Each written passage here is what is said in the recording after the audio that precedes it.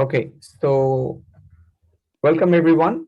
From now on, the broadcast is being recorded so we can see it afterwards.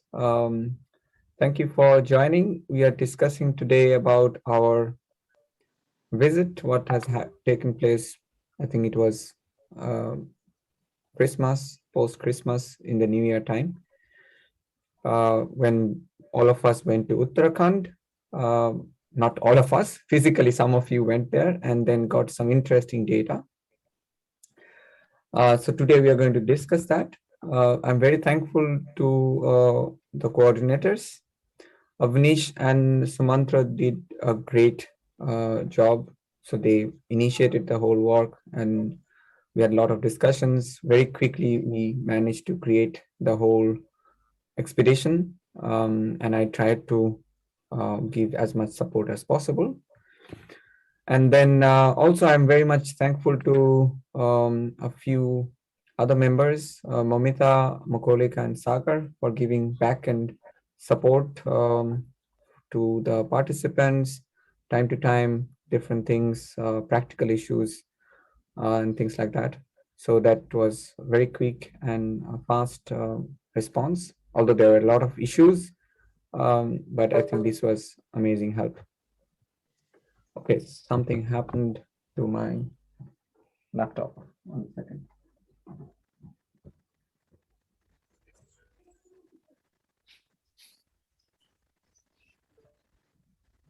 Okay, good.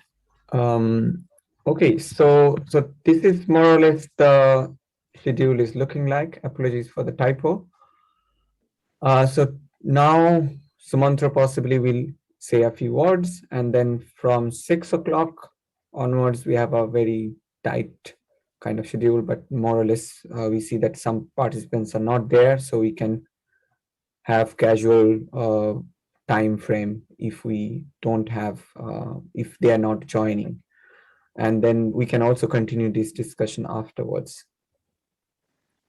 Yes, so yeah, so I'll just hand it over to Sumantra now, and Sumantra, please say a few words, and then afterwards we can start.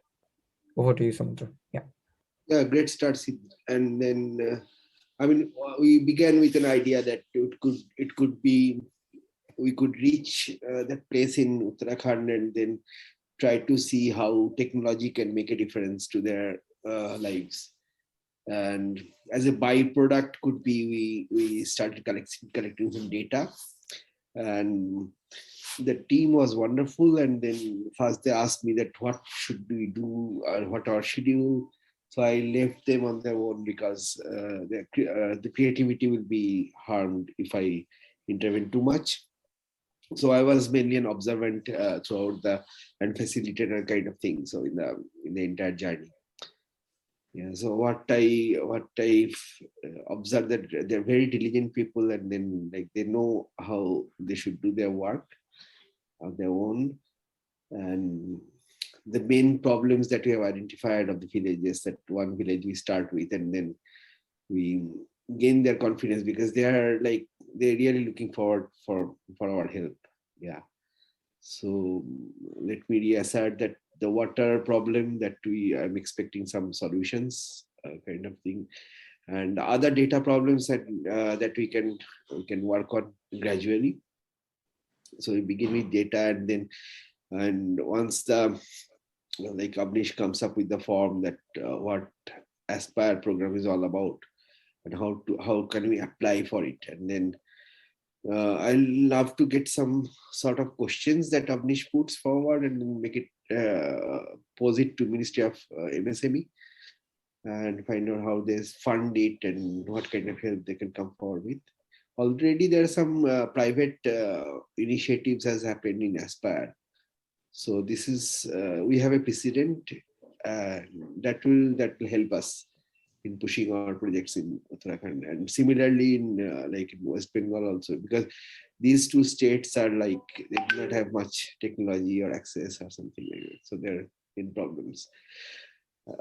Avnish has spoken to me in between about the Cashify mobile distribution, free mobile distribution. I thought about it later on, so I proposed two things. How can you use that mobile phones effectively to few representative villagers? One is that we can develop an app, that how the several government schemes are there and nobody knows about it and nobody knows how to take advantage of it. And so what I've asked my staff to, from 23 ministries, these schemes are meant to be implemented at a village level. So I've asked them to find out three parameters. One is what are the benefits of these schemes, and how to apply these schemes, and what are the eligibilities. Yeah. So once you have them, so what my plan is that use the electoral rolls, and I have shared the Gits with Sid already. So there's some work has been done processing the electoral rolls into a database, like bunching them into families. So if you look at the electoral roll, you'll have the father's name or husband's name or something like that. So you can bunch them into families. So the updated electoral rolls of 2022, because the election is on very soon. So what we have background data of these blocks, these villages, this district and all. And then you know, okay, if their age, and then I want to merge with the land data set that they have in Uttarakhand. And then you know the eligibility very easily. And then we target them and in a randomized way. First to cluster them, and then we target them in a randomized way. And then we run this intervention. One kind of intervention is that we first, as a baseline, we measure the time use survey. The questionnaire I have already developed and shared, and we can maybe transform into CATI or that kind of thing. Yeah, so we can collect data easily. So using Cashify free mobile distributions possibilities, and we can put one person in a village, and that person can keep on collecting data. Then we can fix the customers for this data in several universities abroad. That could be a sustainable model, I believe. But first thing first, I mean, we need to solve the water problem. So I'm looking forward to the discussion and elaborations on that. I think, Sumantra, we have 6 minutes for us as an opening remark. I think if you can say a few words. I heard one of the participants mention that being a physicist, she wants to move to civil service. So then I said that, I mean, the main discussion came into picture. I mean, one text I received, that social impact. I think as a scientist, I feel that I do quite a lot of social impact, to be honest. So so I think a few opening remarks on that side. One of the things I would like to mention, and then maybe you can also add, that I think even being a hardcore scientist, I feel that sometimes we don't do impact very immediately. 100 years later or 200 years later, possibly our research becomes impactful. And the other way around, when I spoken to you and also other people from humanities, they see that scientists are not coming up and speaking to us. So I think that way I feel very, very fortunate to knowing you and others who are interested in interacting with scientists. So I think this was an amazing experience so far. And I think another thing I would like to add, beside our personal experience, that will be another thing.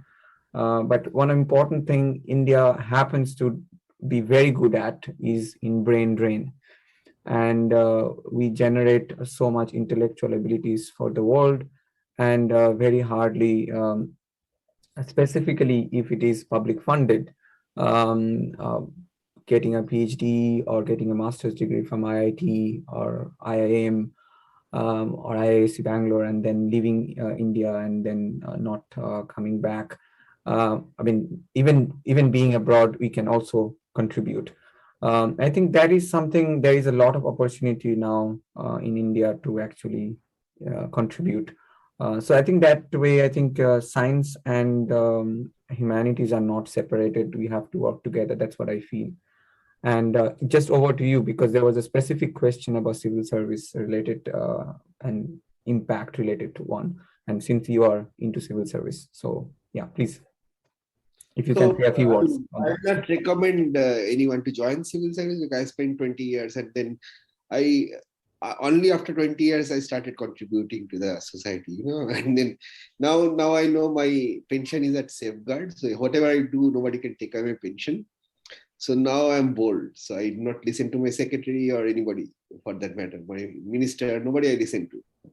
And so, I mean, initial 20 years, it's a formative year. Like you gather experience working in different ministries and kind of thing. There are binding constraints, that you are supposed to not to do something, don't say something, keep shut, always take approval before speaking. Academia, you have that freedom. So leverage that freedom. And then, one of like more regular excursion, more regular contribution. Nobody's stopping you in academia.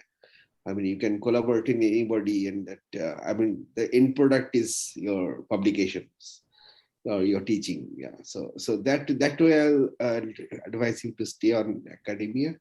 Some people approach me how to join Indian Economic Service, and then I say that it's like goal oriented. When I joined economic service, I never appeared for civil service common exam because I wanted to specialize in economics all throughout my life. So I chose economic service. I'm doing good because I'm too specialist in Indian economic service. So you'll rarely find an officer who evaluates each and every program and gives rigorous comments and oppose whatever comes on his way. Yeah. But that requires a lot of courage, and then conviction, and of course you need to be best at what you are doing. Yeah.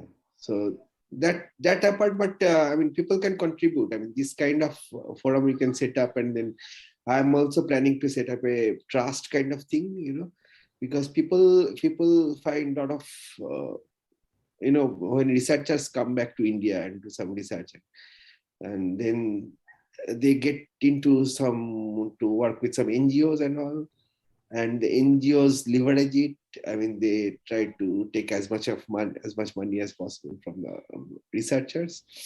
Yeah, I mean, these kind of things are happening. So there needs of facilitator, and being inside government, I can always leverage my position. I mean, my ID card or my visiting card. That should be sufficient. I mean, next 10 years, I'm going to do this kind of activities, like next 12 years remaining in government. Yeah, so that's my idea. Great. Yeah, and I think, yeah, sorry. yeah.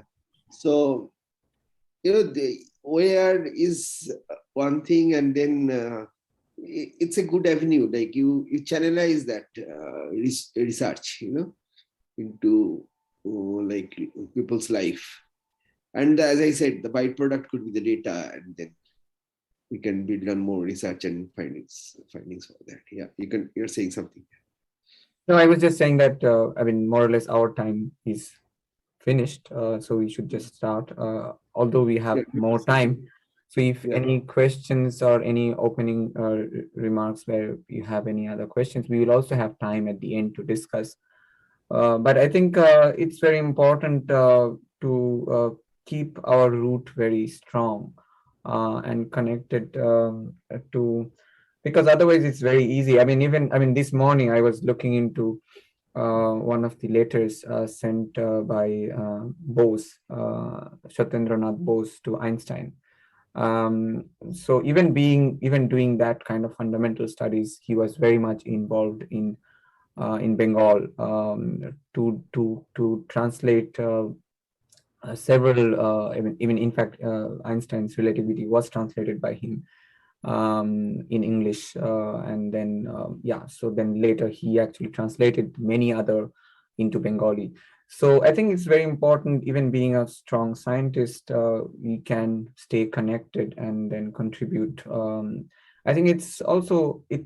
Otherwise, I think personally, sometimes you may feel, at least I sometimes can feel that, okay, maybe my research is not, I can be still stuck with my equations, and then I can spend two years in solving one problem. I think this is very nice. In sometimes I feel that it's a low hanging fruit, which is easy to catch and also contribute, and that way you can feel satisfied. Although I personally I feel that it's not holding me. I mean, I could have been completely happy without doing OER and then be my enjoying my scientific luxury that mostly scientists are luxurious people, right? So we want to do luxurious research. We spend million euros, and then at the end, sometimes one of my research, for example, consumes 1 hour.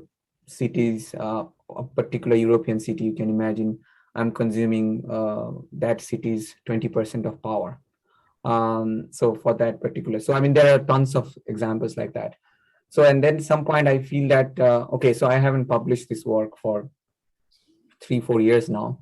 So at least I mean, public deserves, I mean, they demand some output.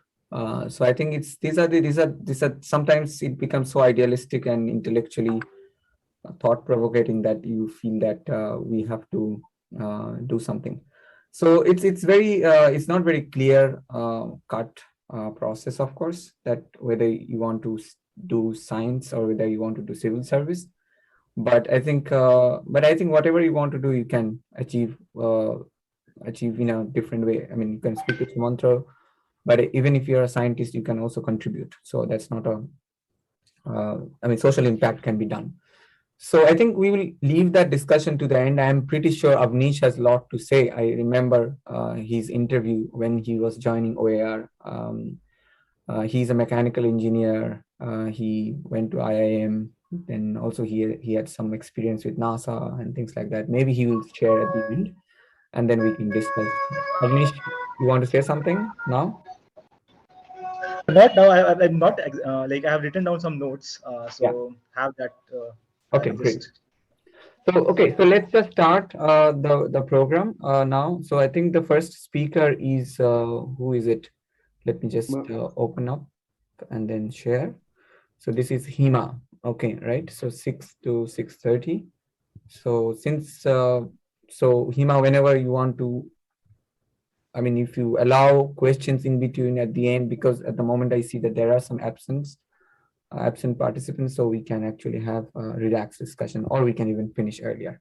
Okay, so over to you. I think Hima, you have access to share now. I'll just say a few words about Hima. So Hima, I know Hima from 2018 or so. Hima came to OAR in Pondicherry, and I think he was working with Rishi, right? And this was the project. Maybe Hima can mention a little bit more on details. I think it was related to poverty, or if I'm getting confused with the other girl. Parvati. Yes, Parvati. he was working on a project, how the connection between the rivers of Yeah, India. Hima was working with the rivers, right? Yeah, right, Yes. exactly, Moumita. Thanks. So that point, Kerala got flagged, and Hima came to OAR to see that how he could connect all the rivers, and then see if there is a possibility to actually safeguard in case of this kind of calamity. So Hima is now affiliated to Hindu College, I think, in Delhi, and I think it's part of the Jawaharlal Nehru University, JNU, if I'm not mistaken. Hima, please correct me if I'm not wrong. And I think she's. It's under University of Delhi, actually. Okay, it's under Delhi University. Okay, and you are specializing on History. history. Yeah.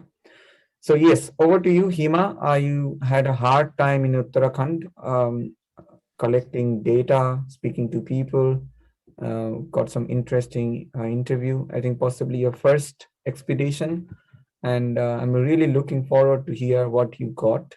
And in this forum, we will discuss that what you should do ahead with those data.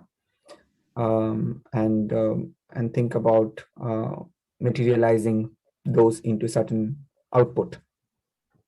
Yes, over to you, Hima. Go ahead.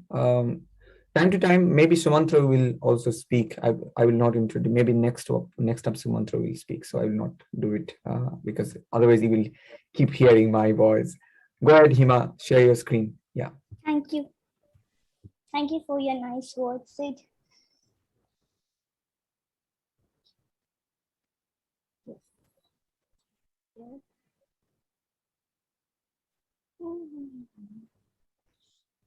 It will be nice if you can turn on your camera, but it's not something mandatory. But as a speaker, everybody will be able to see you. Yeah. I will just turn off. Network issues here, so okay, go ahead. I will turn off my camera so that at least the focus is on you.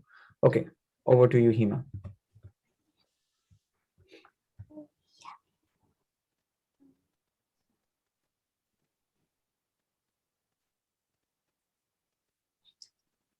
Go to slideshow and full screen. I'm looking at that only. Where is it? It is there below. Corner, right corner. Yeah, Sumantra. Yeah. Yeah. Below. Right below, you see that tiny little. No, not one. Not that one. Or you can try Control L. Control L. Just try Control L. I don't know whether it will work in Windows. Very nice. I'm so much tensed. Oh my god, where it is? Slideshow. You just see that thing, slideshow on top. The top. Yeah, it's on top actually. It's Animation. there below also. Just Yeah, beside the 80%, Hima, where you can see right side below 80% it's written, right? Yeah. Yeah, Just there like is that. a No, not that container one. kind of thing. There is a just come. Yes, Yeah, keep that. Yeah. Okay. Thank you. So hi, actually I was doing some research on gendered perceptions in Indian society. So I think I could connect it with through ages and throughout the terrains, like depending on terrains, how it differed. Yeah. So it's important to know about what is gender history and why is it significant to have a historical analysis on the development of gender perceptions. Am I audible? Yes, Hima. Okay, so speaking about gender history, it's a it starts from about 1970, 1960 times. So it's a subfield of history and gender studies, which looks at the past from the perspective of gender. This discipline considers in what ways historical events and periodization impact women differently from men. For instance, in an influential article in 1977, Did Women Have a Renaissance? John Kelly questioned whether the notion of Renaissance was relevant to women. Gender historians are also interested in how gender differences has been perceived and configured at different times and places, usually with the assumption that such differences are socially constructed. These social construction of gender throughout times are also represented as changes in the expected norms of behavior for those labeled male or female. So what I am considering now, to consider both on the time and with the differences in the terrain, how this gender development has changed through the ages. I hope you get clear with that. And moving to the next slide. Okay, so this is Dr. B.R. Ambedkar. As you all know, he's the architect of Indian Constitution. So once he said that I measure the progress of a community by the degree of progress which women has achieved. So today, as we know, we are celebrating the 73rd Republic Day. I think it's a dire time to rethink who attained liberation, whether all the citizens of India or the male patriarchs. Despite being one of the fastest growing economy of world, women are denied their basic rights under the male regime in India. It's a debating subject maybe, but it's this truth, and considering it as a truth. If we go deep into the belief system of the people, tracing their conventional growth through different ages, we can see where the gender disparity is rooted from. That is why gender history is important in the field of gender studies. Hence, this paper would like to analyze the gender disparities in consideration with two geographically isolated areas, that is Egeshwar, and apart from Egeshwar, I took another area, that's island Lakshadweep, and how it is in a metropolitan city like Delhi would be. So talking about Lakshadweep, it has a merit, like it's a in Lakshadweep they are following a matrilineal system. And when you're considering Egeshwar, it's following a minimal patriarchal system. And when it comes into a metropolitan city like Delhi, it's depending, and it might be a mixture of both matriarchy and patriarchal things, because the people from every part of India is residing in Delhi these days. So I think Hima, I would yeah. like to interrupt you here. Are you changing the slides? No, I'm not changing. So you are still in the slide where Ambedkar is there, right? Yeah, yes. Okay, just wanted to make sure. Yes, please carry on. So the primary data which I have collected from Egeshwar and Hoskar's village of Delhi, I think would help me understanding it in the wider context and help me in digging this history into the root level. Moving on to the next slide. So these are some initial assumptions of the interview from Egeshwar. Actually, we have limitation of time, so we can collect only some little data. So from this, actually, we went to 3-4 villages named Gorli, Satpuli, Sikandar, and Badoli or something. And these are some primary, assumptions. I think you can read it from here. This traditional age group of marriage, they believe it's in 18 to 20. Head of the family is an elder man, and there are some exceptions also. That's in a girl. She said that in her family, the decisions are taken by her mom because her father is working outside. So the things when it comes to the things matters of their daughters or something, the mother has the power to take decisions and all. And in some families, the decision makers will be the elder of the family, whether it's a woman or a male. So some of them are still following the spirit pollution. Some are staying in other separate rooms, and some people are considering it's okay to stay with their family, but they can't enter into the temple. Even though most of their girls are graduates, very rare are working. The reason for this is because this is an isolated village, and you can't find many firms, industries, or any kind of technological things there. So the girls who are graduated will be forced to stay in their family only, because their parents would not allow them to work like in other parts of the country, and they are afraid of cities and all. And also because in the fear of long distance relationship, like if you get married and you're the male is like this husband is staying in one home and the girl is working outside, that would not be appropriate for them. So they are not practicing dowry. And we can see that the absence of traditional property inheritance to daughters, I don't know why they're saying that the son is looking after the parents, so son is supposed to get the inheritance of properties. And I think maybe the women of there is not aware of this property inheritance act, maybe. So they are not aware of homosexuals. There is many funniest things relating to that also. And also this women are saying their husband are treating them as devis. They are treating, they have the figure of goddess and all, but it's a kind of cult worship and is a kind of men's manipulation to a kind of sense to manipulate women and to put them in a cult and make them do whatever they want. And the students are saying they have equality in classes, but still when it comes in the matter of sex education, the girl childs and the boys they are giving education separately in alag rooms. So this is some glimpses of interview from Hoska's village of New Delhi. Here you can see the men are decision makers of family. Women should cook because men are working. Women should raise a child. It's a mother's duty. Same age marriage, they consider it's not mature because they are saying the husband should always elder than the wife. And women should not wear Western dress during marriages. Women should stay in husband's family or in a nuclear family, but not in women's home. There were some girls helping their mom. Okay, this is some size we have seen.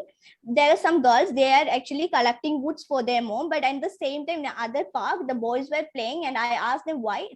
She said, Bhaiya has to play, but we have to help mom. This was the thing. And from some findings from Lakshadweep, basically, I have a friend in Lakshadweep. I talked to her.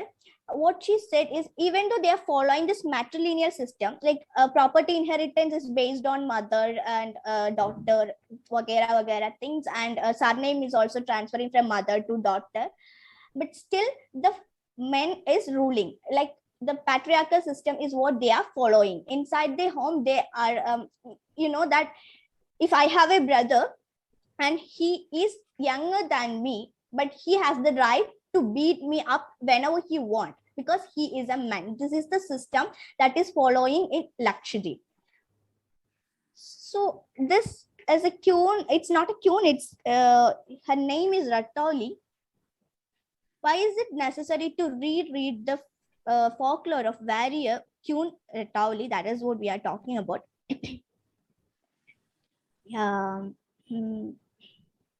So this Tilu Ratoli was a Garhwali Rajput warrior and a folk heroine who was born in village Gurattala, Pauri Gadhal district of Uttarakhand, India during the 17th century. She is credited with fighting 7 wars between the ages of 15 and 20. Modern historians reject claim of Tilu Ratoli existed and consider it as a pure fictional folk tales, as it doesn't match many other non-facts like Humayun, who was under Chand rule 12th century till 1719, and Katyari rule in hills ended in 12th century, while Tilu Ratoli is said to be born in 17th century. Thus, Katyari dynasty has already ended in 5th century earlier. Also, no other sources than Garhwal folktale mentions Tilu Ratoli. It's okay, fine. We can understand from the historical context that a warrior like this is probably a chance for a folklore only. But why is it necessary to reread these assumptions? Because we know in the when we are considering this pre-colonial period and this post-colonial period, it is after the emergence of colonial period that women got a sign because of this Victorian influence, the women were supposed to is what is happening. Am I audible? You are audible. Yes, you are very much audible. No problem. Okay. Go ahead. There was some sort of background, but it's okay. Go on. Yeah, fine. Okay, fine. So the political progress of women were constrained after this intervention of Victorian influence.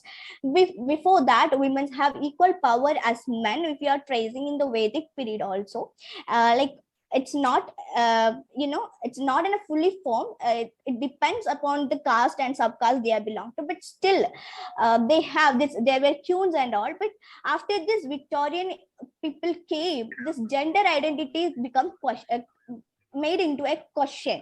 Like they were not ready to accept this hijra people. They were not ready to accept this gender fluid people. Those who are People who are not speaking, please mute themselves. Yeah. Yeah, that the people who are following matriarchal system, they started blaming them because it's not appropriate for the culture and all. It's after the emergence of Victorian era that the women identity in India become a question.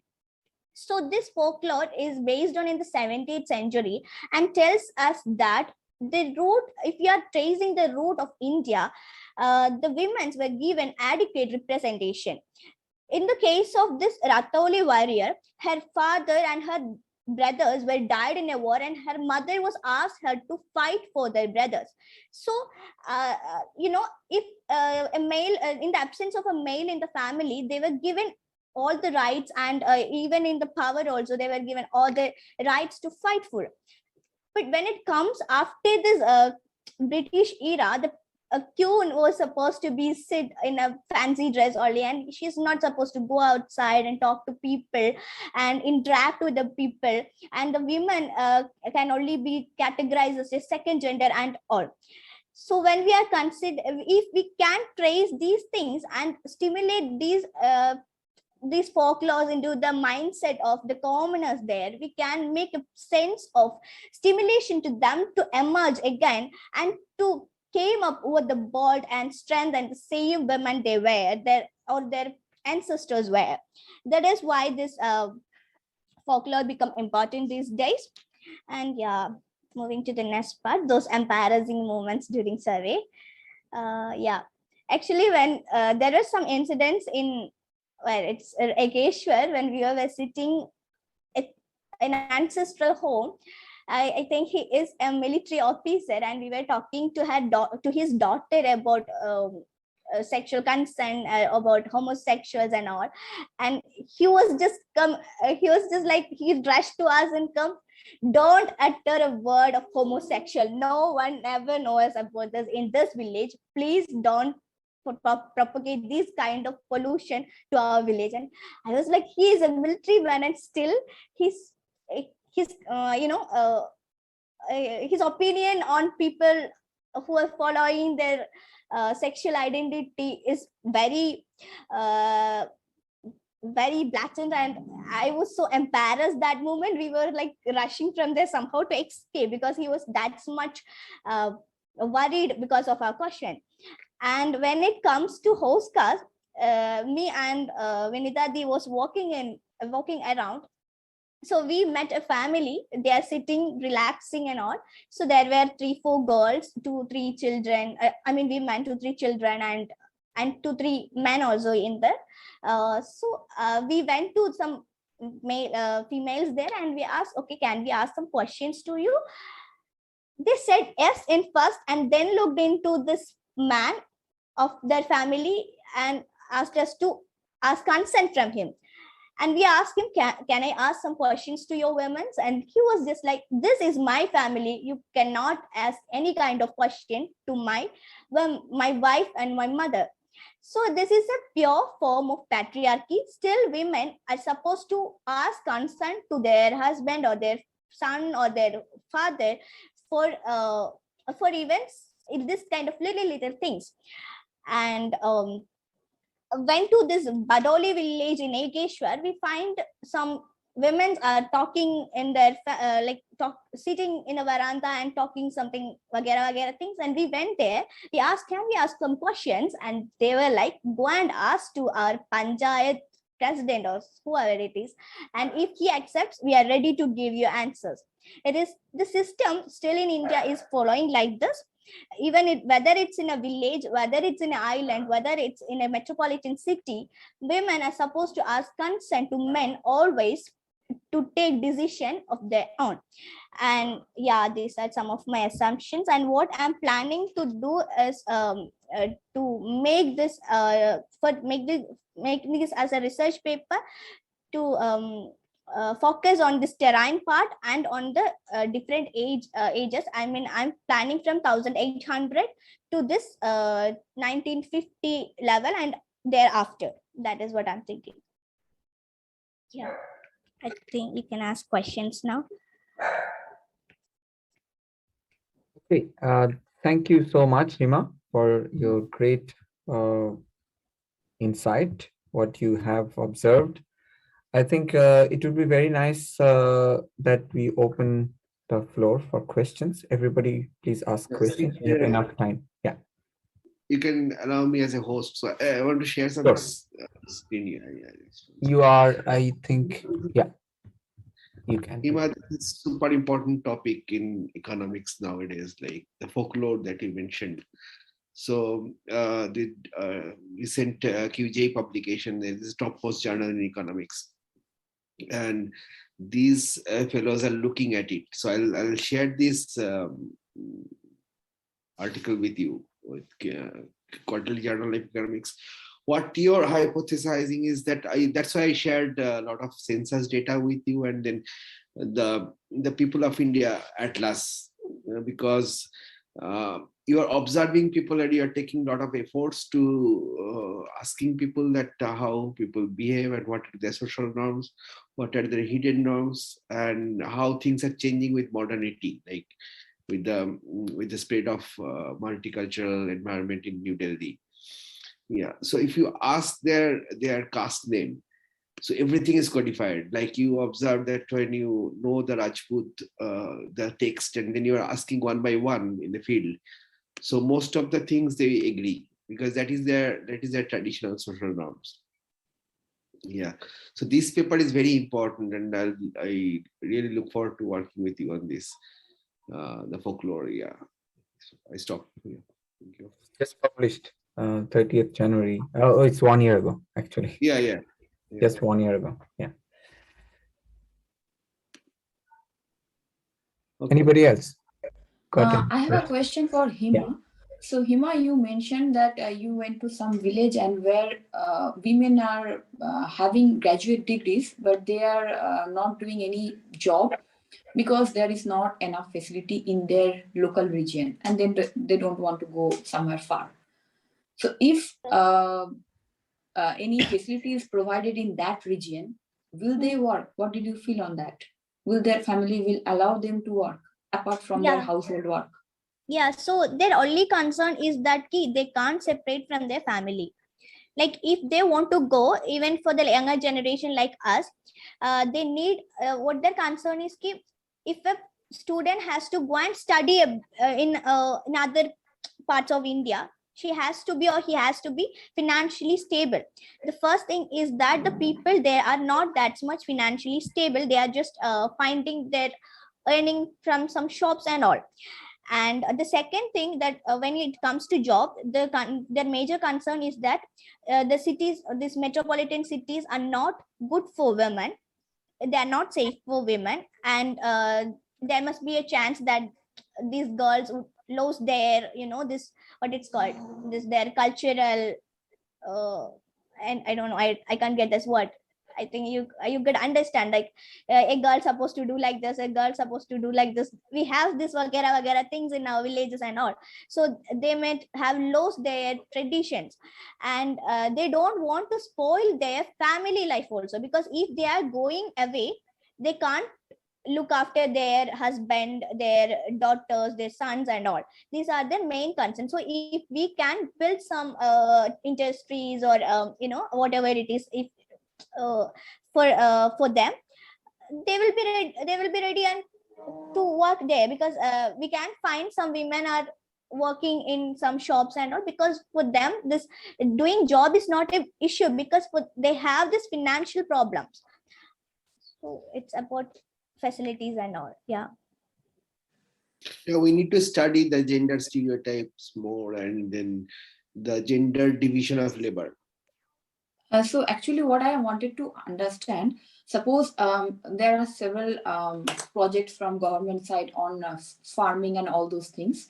So suppose if a fund is allocated to this kind of this type of villages, will the women get the chance to get a high position or get a decision making power in this kind of jobs?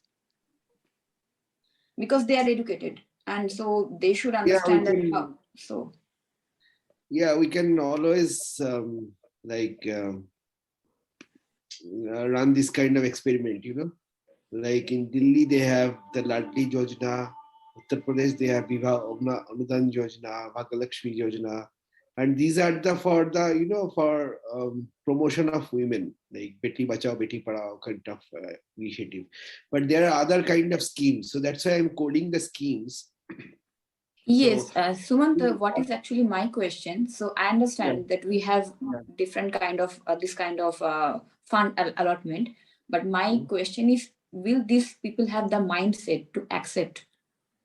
Yeah, that depends on that we call the gender stereotype. So even Okay. if you, that's why I said, Hima, that we should closely study the social norms. So what is important here is that we need not have to study the social norms on our own. There is already literature available. So the Uttarakhand volume that I shared in the group, that has codified all the castes and communities. All across India, there are 4,635 communities are coded. How they behave, how do they get married, or what are their inheritance norms, everything. So, and that was done not much before, like 30 years ago, like 1985 or something, 35 years ago. Yeah. And that is still prevalent. I observed that. I mean, when I go and check in the field, that is the writings correct? It still holds today. So yeah, so that we do, and then we can check up this kind of interventions. Like we provide information and opportunities that they can work from in their own locality and see how they react, and see how does it change that time utilization. They are at present, they are going down the hill to fetch the water, and then, I mean, later on, what changes we see? I mean, once the water is available at plenty on the where they live. Yeah. So those kind of interventions are important, and then we can see that, okay, what if the changes in time use you find. So everybody's time you measure that, what do they do since morning to evening in a particular day in a week, and then you can check afterwards. So we can easily check this kind of interventions, like what are the effects. I have a question. I have quite a few questions actually. So on this aspect, what Moumita asked, I will ask that first, and then afterwards I will ask the other ones, because it's connected. So now that, let's say, I mean, Sumantra says that everything is, I mean, the informations are there. All right. So, but I'm pretty sure people have done this kind of studies also, right? So, I mean, what is the tradition, social, I don't know whether we even should call it stigma. So, I mean, is there social practice, right? So everybody has their own practice. Yeah. Stereotypes. You can say that men are supposed to do this, women are supposed to do this. That is called stereotypes. Yeah. So I think, so, I mean, all those traditional aspect, if we do not intervene, I mean, I'm just trying to give a thought experiment. I know that we should do upbring the society and always make things better and better and better. But now let's say it's the other way around, right? So I mean, the poverty rate will increase, and now in the meantime, US aid, UK aid, all these things, if these are not added, obviously, I mean, once you add, possibly it goes down a little bit, and then again, I mean, all these things, I mean, in between you start adding things, and then if you don't do it, the projection could have been something else completely. But I mean, there is this thought experiment you have to continue doing it. So I'm just trying to do this thought experiment now, that if we do not do anything, okay, and let it go, and let the government do whatever they want to do, and I mean, government has their own agenda and everything. Should we, I think some sort of simulation on that side. I mean, I think these interventions will always be there. There will be NGOs, there will be rich people, philanthropic interventions. I mean, the good interventions. I mean, it is good for the society. But I think for an academic interest, what Hima is trying to do, it would be also nice to know that if there was no such interference, where would it have gone? I mean, some prediction. Like, for example, I mean, maybe very geological example, this Hongatunga, that recent disaster happened, right? So the explosion happened, and what would have happened if it was not there? Now, immediate thing is very much speculated that the temperature of Earth will go down quite a lot, actually. So it is actually good for to achieve this our our COP26 idea that we want to reduce 1 degree as much as possible. So I mean, this will immediately happen even without us doing anything now.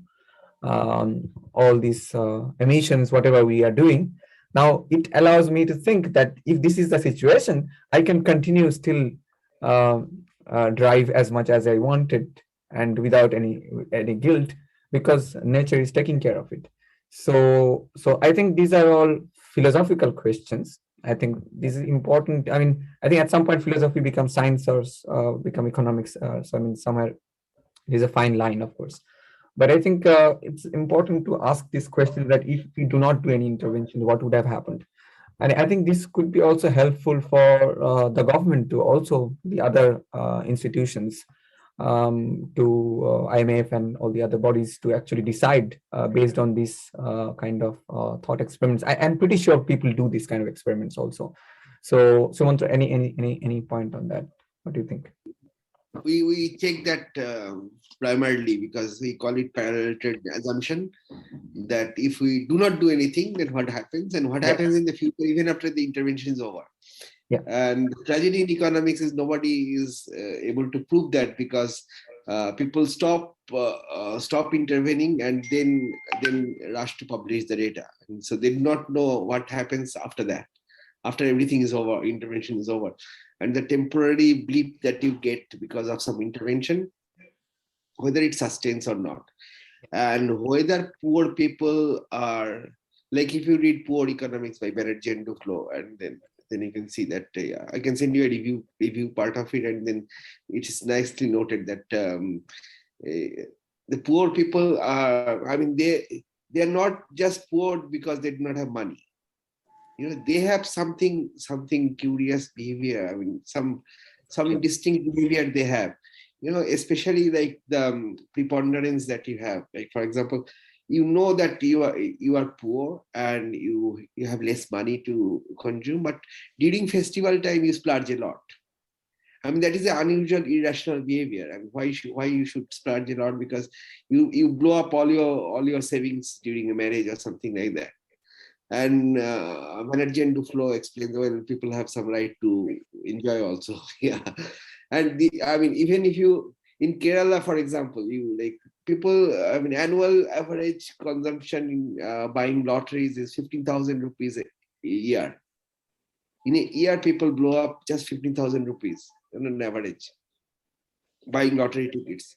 That is completely irrational. If you put 15,000 rupees in Nifty index, definitely your wealth will be greater. Like, yeah. So this kind of psychological aberrances are there, and that also needs to be studied. I mean, how people behave given you ask them to invest in a lottery or invest in Nifty. Yeah.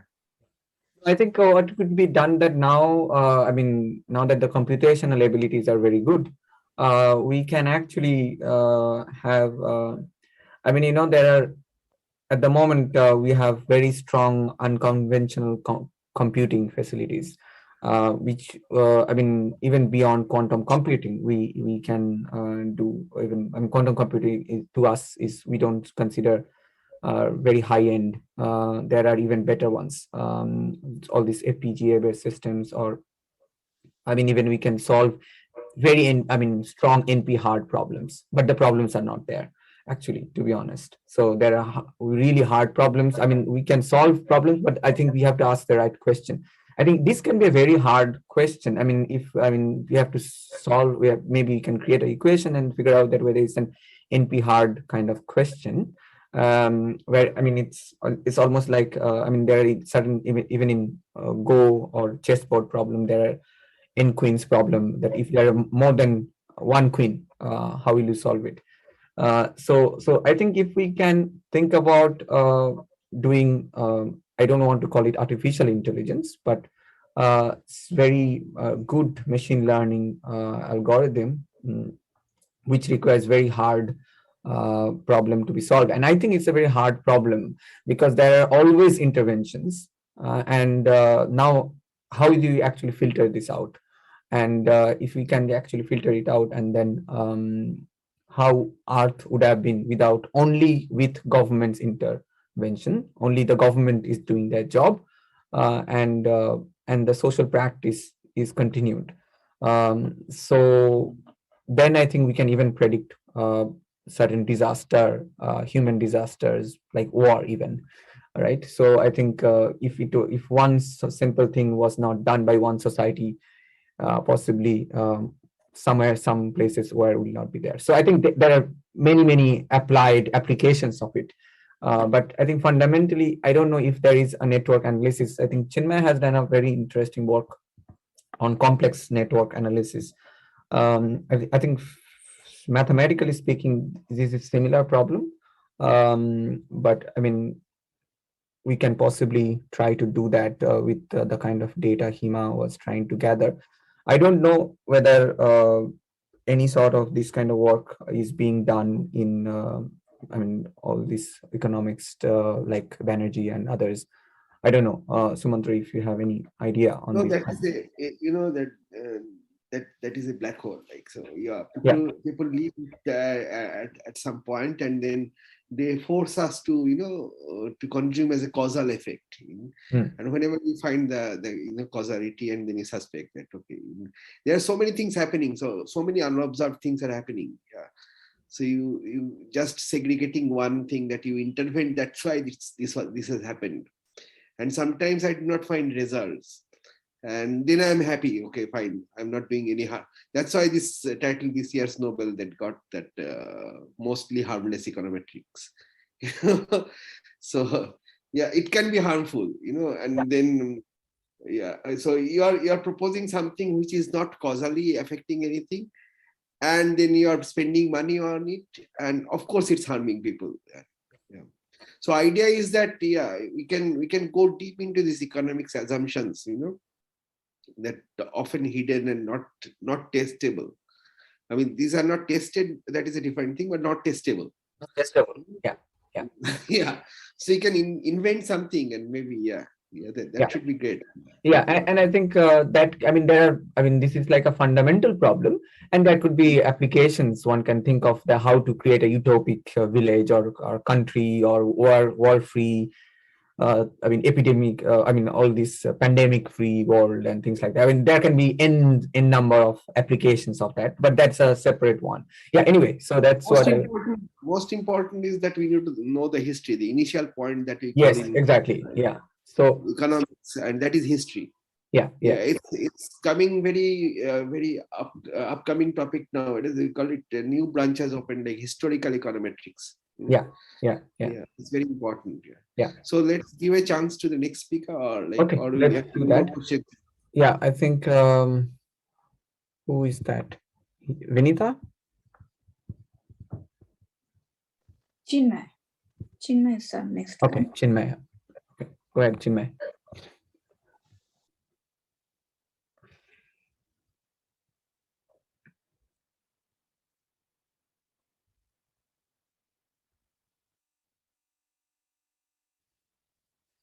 Good.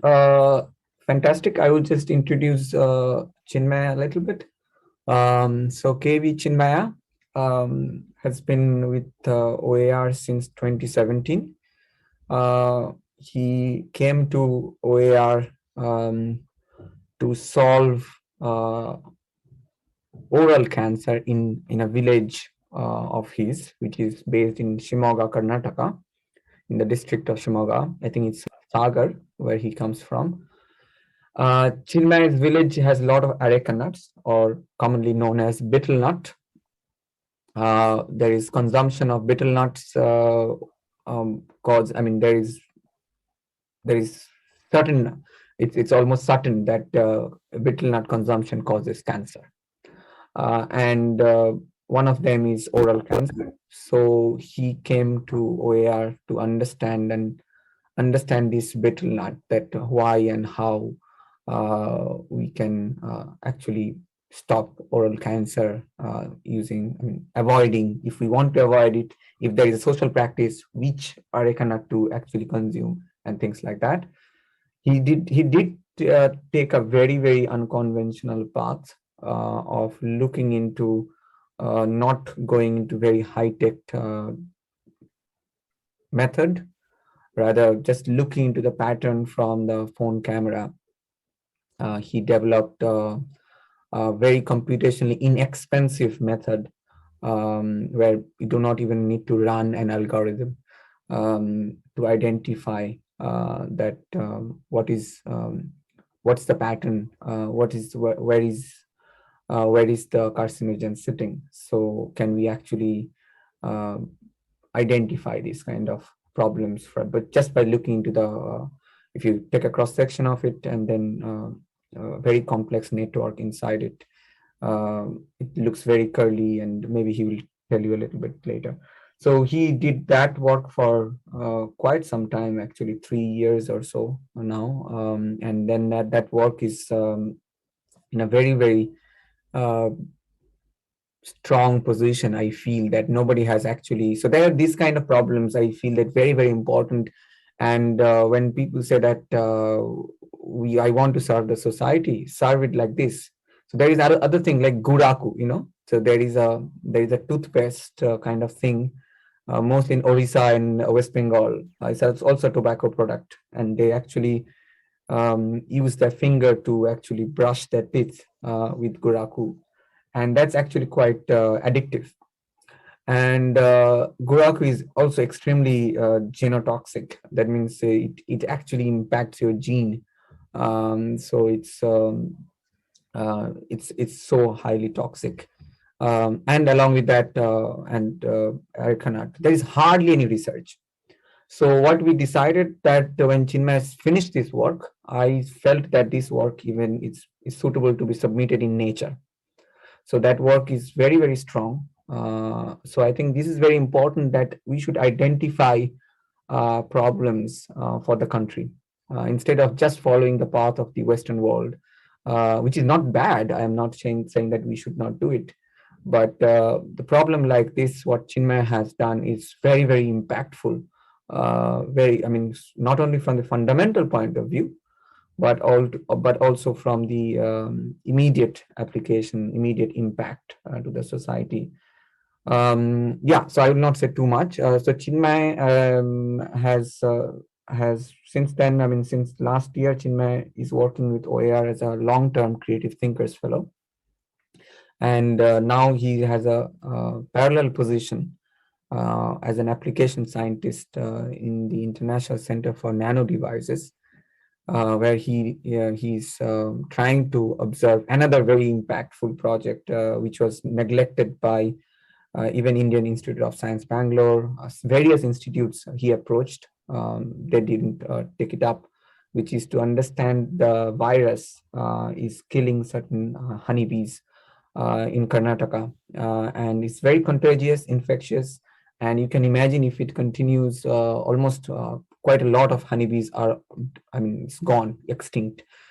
So we can imagine that if that virus, TSB virus, continues, honeybees will be gone very soon, at least southern part of India we're talking about. So without further ado, I will just give it to Chinmay to talk more, and then what he's up to. He's an electron microscopist now. He uses electrons. He uses transmission electron microscope, all this advanced stuff he does. So so without further ado, so Chinmay, please, over to you. Thank you. Yeah, it's a long one. Sorry about that. Thank you, Sid. Am I audible? Yeah, you're audible. Yeah. Hi, everyone. Let's talk about some science now. I'll be presenting brief possible projects from Uttarakhand expedition. Thanks to Vinitha, Hima, and Sarbeena for collecting the data. Yeah, outline of the projects would be nanoplastics, detection of heavy metals in soil, and nanopores in leaves. If you think why nanoplastics is very important subjects to study, we all use plastics in our daily life. Plastics, if you don't know, plastics are synthetic and semi-synthetic material that uses polymer as a main ingredient. Nanoplastics means these polymers based particles in nanometer range. The science community follows a certain category for different plastic groups. So macro plastics, mesoplastic, microplastic, and nanoplastics, based on their sizes. So macroplastics, which are almost same size of a golf ball, it ranges from 1 centimeter to 100 centimeter. Mesoplastics are from ranges from 1 millimeter to 1 centimeter, and microplastics, which has the same size and length, I mean diameter, has the human hair, that is around 1 micrometer to 1 millimeter. And our interesting subject is nanoplastics, which are tiny. Even our eye cannot measure the size of the nano size. The size has a similar size as a DNA and virus, which is will be around 1 nanometer to 1 micrometer. You can possibly see the size reference here with respect to the nanoplastic and microplastics. Yeah, so these nanoplastics are will go to human body directly or indirectly. How, if you ask me how, the plastics waste can degrade to nanoplastics. It becomes present in our water that we drink, air we breathe, and almost everything we touch. That's how nanoplastics penetrate to our human body and produces health effects, side effects. In fact, sometimes it can cause cancer as well. So detection of nanoplastics is highest priority for now. How do you detect it? Using microscopy techniques, nanoparticle tracking analysis, and dynamic light scattering. I will not brief too much on this. I'll just explain what we can do. Yeah, like we have a sophisticated microscopic techniques to visualize single particle using electron microscopy, SEM, and we have a nanofluidics to understand the movement of these particles in motion. That can also we can try to understand the nanoparticles tracking analysis also. And another one is dynamic light scattering. We can understand the size distribution of the particle of very small particle supplements in the polymer in solutions. So next is the detection of composition of soil and heavy metals that I already talked in the second priority. So we can detect the composition using the EDX technique, which is a characteristic exercise that we use in SEM to to detect the composition of soil or any samples that we can do. So this is the standard sample I'm showing that I did. It is showing the gold, aluminum, nitrogen, and carbon, the composition present in the spectrum 1, and with the elemental elements and their weight composition also. So this is the mapping. We can also try to do the mapping of the materials.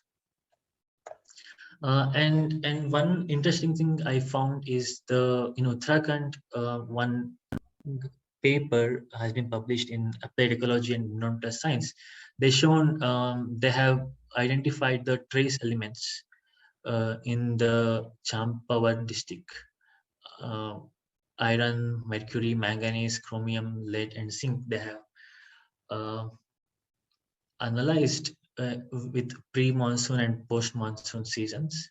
So that is the outline of the project, that possible outline that we can do in future with the data that we have. Thank you.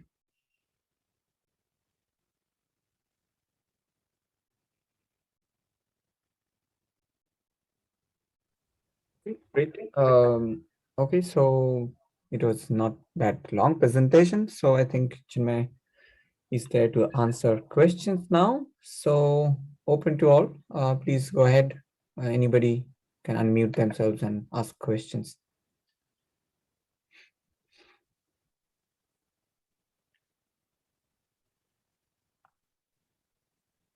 Okay, I don't see any questions. Sumantra possibly wants to ask. So yeah, so I'm inquisitive about the slide, second slide, that the data is presented. Yeah, where? Yeah, this one and the Yeah, next one, the image that you have. yeah. What is EX?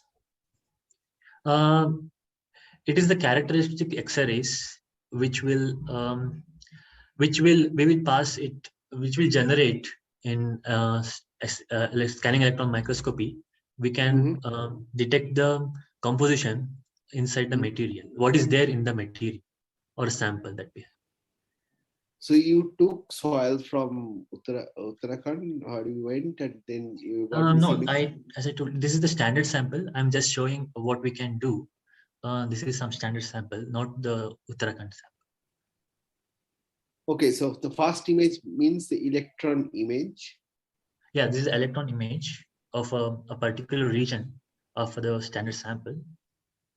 Okay. And this slide is the corresponding spectrum. Spectrum. Yeah. Yeah.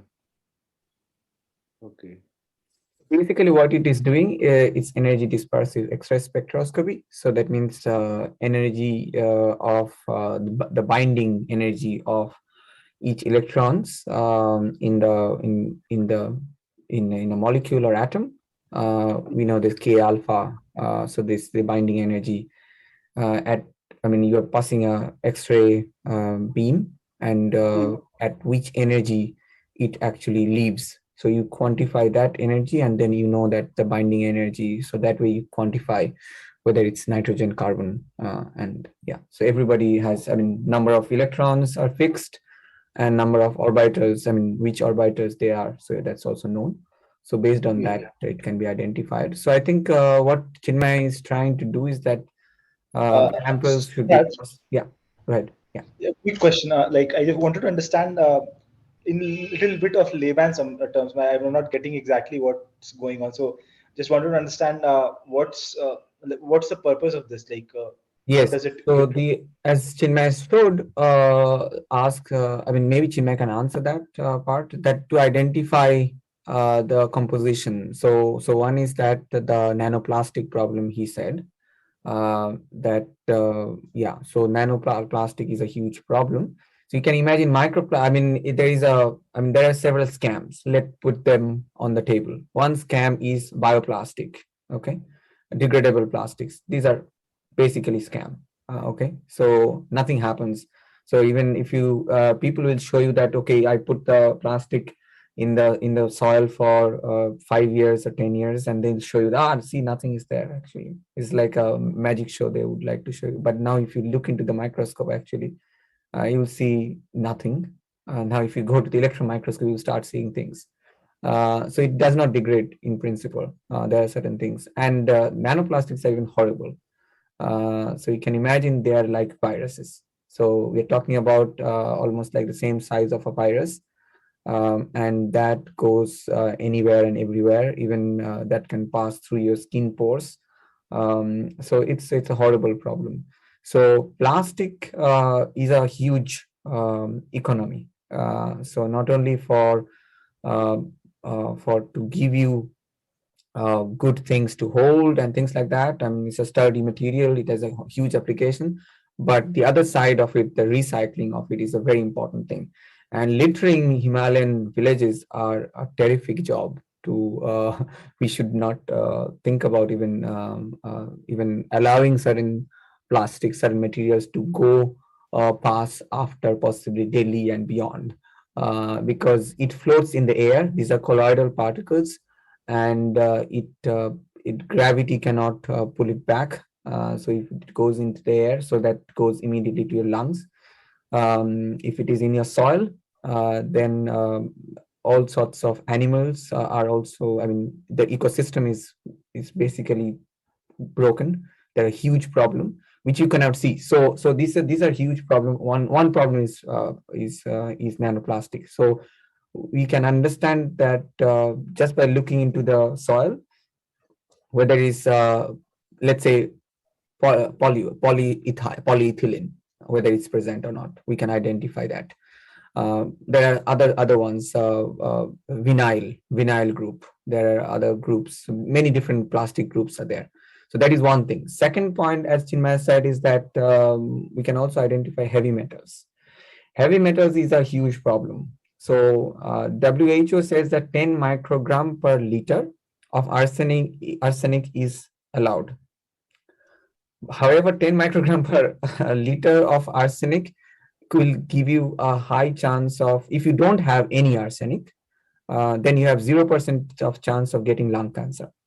If you have 10 microgram per liter, you have 40% higher chance. So even the safety level WHO says is incorrect.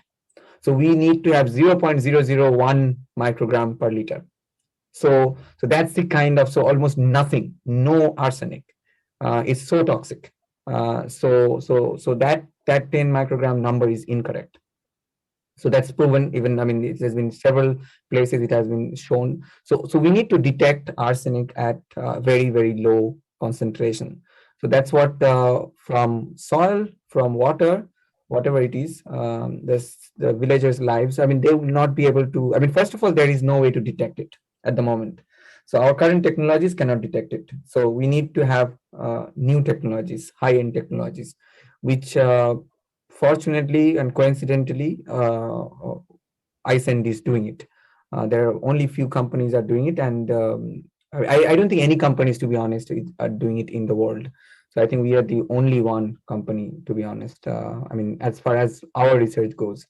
So that is one thing. I mean, it's a coincidence that this problem was there, and it's related. Second is third one. I think is related one is strontium. Strontium 90, or I mean, basically radioisotopes we are talking about. In the air, I mean, anywhere, I mean, whatever has happened in Japan, I mean, any nuclear disaster, I mean, nuclear fallout happens, rain, and it goes to your soil. It goes into your, if it is, if your soil is radioactive, then your grass are also radioactive. Then your cow eating that is also radioactive. Your milk is again radioactive. Strontium has a very similar structure like calcium. It goes into your bone, and you have a very difficult disease, which is bone cancer. Very rare, but it happens. So many places, and even strontium has become a standard nowadays to test post 1960s, or I mean, I don't remember the exact year, post nuclear year. You can actually date wine based on strontium, because all water are primarily with strontium nowadays. So this is another problem. So majorly we're talking about things which you cannot detect, and they are actually whatever we do in the city that affects the villagers' life. Even though they try to be in a secluded and peaceful place, they are still. I mean, we cannot avoid it. So whatever you emit in Delhi or in Bangalore, the earth stream of air is everywhere, right? So this is what is a major problem, that the soil is an important thing to study and actually report. Siddharth, I would like to interrupt here. Yes, so Moumita. From the soil also, the heavy metals and the radioactive metals, just now Siddharth mentioned, that goes to water also. Yes. And water, if people are eating fish, that kind of stuff, or any other whatever we get from water, drinking water, the children and other people, whoever is drinking that, they start getting diseases from childhood itself. Because the Siddharth was mentioning this bone cancer. So when a child consumes this kind of polluted water or milk, so they, from childhood itself, their bone will have effect, and maybe it will not last. I mean, their lifespan will not last much as it used to happen without any kind of radiation. So it's also very important for a health of child and mother. Yeah, I think it's very important point. I think Moumita, I think Vinitha will talk about it, because water is the next agenda, of course. So soil and water both are connected. So I think Chinmay got the samples now. So I think he has processed some of the things. I don't know whether Chinmay didn't show about this sample, the way he has restored some of the leaves. I don't know, Chinmay, you want to talk about a bit on that side? Because you didn't mention on that. Yeah, sorry, I talked a lot on behalf of Chinmay. Chinmay. Yeah, like we have already processed some of the data of nanopores in leaves also, trying to understand the flow of chemicals and water inside the in the nanopore channel of the leaves. Yeah, but I didn't So show. yeah, I think there's a very interesting technique which we have done, is that to store the leaf in its condition for at least next several years to come. So the leaves which are actually our sensors, to be honest. We try to develop interesting sensors for air pollution and things like that. However, if you just look into the leaf under the microscopes, what Chinmay uses, actually you get a lot of data. So those are very important data which we have also received. Thanks to Vinitha again for receiving that. So I think we have to. I think I was actually thinking that Chinmay will show some of the ACM images of the leaves and the leaf, how you have prepared the leaves. So anyway, so any other questions? Otherwise, we can. Yeah, Sid, one moment. So I was thinking, like, what can be done about it now? We know the problems, and then yeah. So what I did in 2012, I went to Rotang Pass and then campaigned against plastic. And then I went to Germany and then see, okay, plastics are recyclable. We will put it into a machine and then it accepts it. And then the plastic doesn't flow around anywhere. So, and then we went to Jim Corbett National Park on our way back, and then we saw the plastics are lying on the rivers, and then it's a dirty feeling basically, because it's a mess around. I think that's also one thing that to keep in mind, that when you see it, you feel that it's dirty. However, the other problem, as I said, strontium 90, you don't see it. It is still there. So you don't feel that. My idea is about to make people seeing it. Yes. So I think this is why I think it's very important. Two things what we can do is that one is that there are technologies to actually make healthy products. That is one side of it, that produce products which are not affecting. Second is that to, as you said, detect it and then show it. So if there is a possibility that maybe we can, Chinmay has wrote a very nice article in what is the news article, Chinmay, the Wire or something? What was that? For the electron microscope? For the electron microscope. Yeah, the Wire India. The Wire. Wire Science. Yeah, the Wire Science. So I think he said that India needs more electron microscopes. So considering the number of electron microscope are there in India, so I think this is what another important agenda, which is expensive. At least if we can have a mobile electron microscope sitting on a van, and some of the spectrometer sitting on a van, and then show around, having let's say a mobile museum kind of thing. So with this microscope, at least the microscope is sitting somewhere down there, and at least this van is going around getting the data, and then show it to the world and report to the world that this is the situation, understand it and see it. Seeing is believing. So even if you can see this big huge pollution of plastic which is visible, that's always reportable, which is one agenda to do it. Definitely show it to the world, report it continuously, that this is so one is that we can collaborate with space agencies, get very close look, and then just reveal the situations that map the pollution level, and then show it. So there are three sides of it. I think we can do it. I think third one and second one are kind of together. Third one is a bigger objects which can be seen from the satellite. Shell was doing it very much. I remember Shell is a company. I think Shell is also based in Bangalore now. Shell has a very nice, so they have this nice project which was connected to IBM research in Amsterdam. They were actually mapping the plastic in the ocean. The same can be applied with the satellite data. The same can be applied for the Himalayas. So that is these are the couple of solutions I think we should do. That big objects, just show it, report it, which does not require a lot of money. Small objects, we need to buy good instruments and then have it for public use. And the first one is to actually enable, give technologies to the villages, like for example plant-based protein. So these misfolded proteins or this aggregate of proteins actually can create very nice degradable, not even degradable. These are basically like the one you can eat. So these plastic you can even eat. So those plastics are very easy to produce. We need some deep tech companies to be able to process these proteins and make plastics out of it.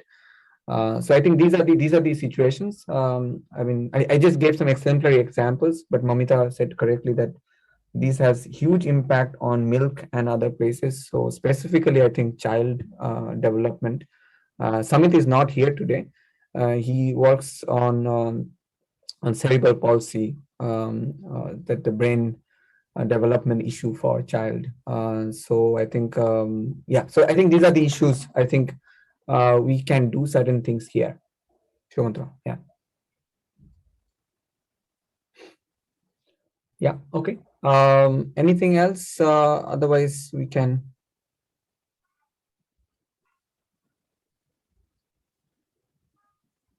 Okay, so then the next speaker, I actually was wondering who is the next speaker? Vinitha, right?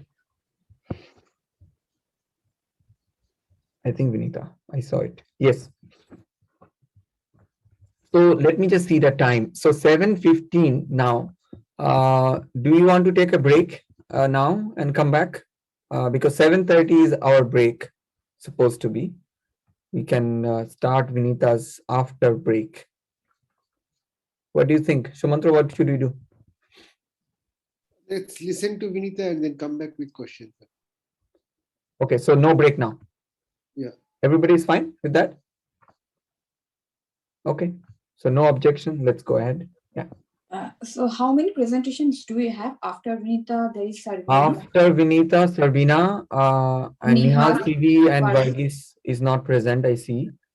I don't know whether Vinitha will cover for them. Vinitha, is there anything you have in mind for Nihal? Because I know that you are working closely with them. I haven't prepared a presentation on oxygen. Okay, so that presentation is cancelled. Then it's Awnish and Moumita, you. And there is Gopi Krishnan. He's also not here today, I see. Gopi is not here, right? Okay.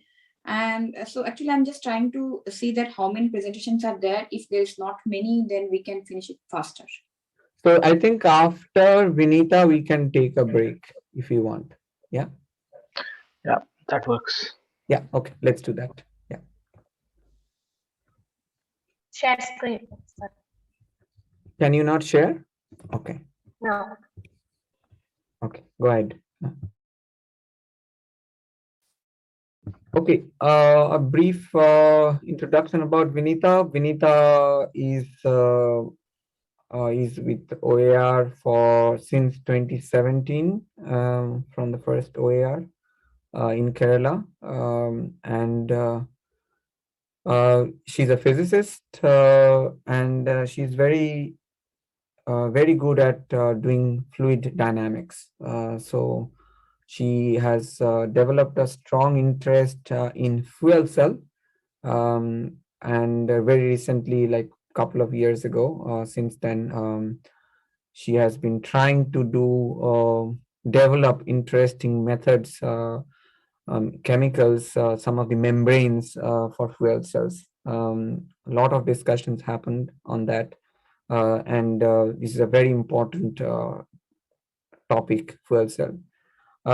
She started in OAR with the work of understanding the seismological data for Calicut, developing a very easy measuring the house's resonance frequency, and that how early it can be detected. I mean, what is the situation? Will they sustain in if there is there is any sort of seismological event happens, and then if we can if earthquake happens, then if whether they can survive. That was a very low tech work. I remember she did with Vijish, and yeah. So now, after that, she finished her masters in physics, and then she has been with OAR as a long-term creative thinkers fellow, and again, like Chinmay, Vinitha is also having a parallel position in Iceland as an application scientist. Vinitha is working on fluid dynamics at the moment at a very small length scale of fluid, not very big objects, nanometers and micrometers. I mean, not even micrometers. Most of the time, she does nanometers of fluids. So yeah, Vinitha, we are very thankful to you for going to Uttarakhand and collecting some of the data. Some of the translations you have done helped Hima and Sarbeena to do some local translations, interpretation. I remember I heard that. So thank you, and I'm really sorry that you got sick after coming from the expedition, and yeah. So I hope everything is fine now, and thank you once again for doing this. Yeah. Sir, is my screen visible and am I audible? Yes, Vinitha, you are audible and your screen is visible. So please go ahead. The floor is yours. Yeah. The state Uttarakhand, which is considered as reservoir of water for Indian subcontinent, faces drought of various magnitudes. According to the estimate by the United Nations Development Program, about 2.6 lakh springs, natural springs, provide 90% of drinking water sources in Uttarakhand. The inherent nature of resources, the land use changes, the lack of scientific understanding, and climate variability all makes springs further vulnerable. Yes. Sorry to interrupt. There is something happening with your microphone. I don't know if. Hello. So Vinitha, it's echoing too much. And Siddharth, you are not audible anymore. Sorry. It got muted. So yeah, so there was some sort of micro echo happening, right? Everything has to be muted. That's why. I mean, otherwise it's echoing. Okay, so let's try. Everybody mute yourself, and then let's try.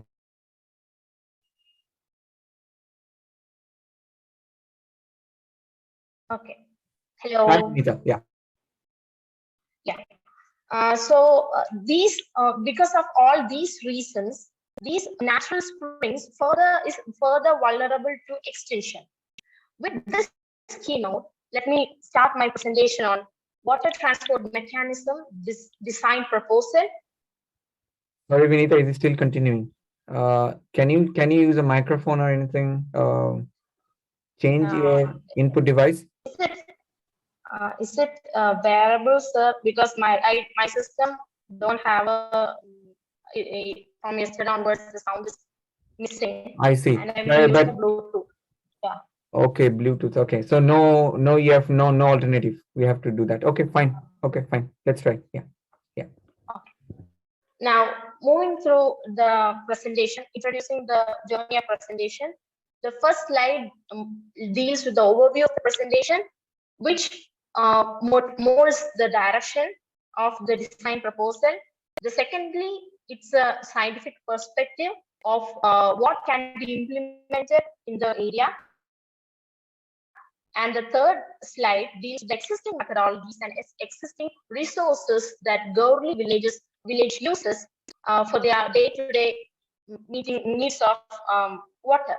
And the fourth slide deals with the relevant topological details that clearly points out the impact parameters and influential factors which could help the design to be more efficient and vice versa.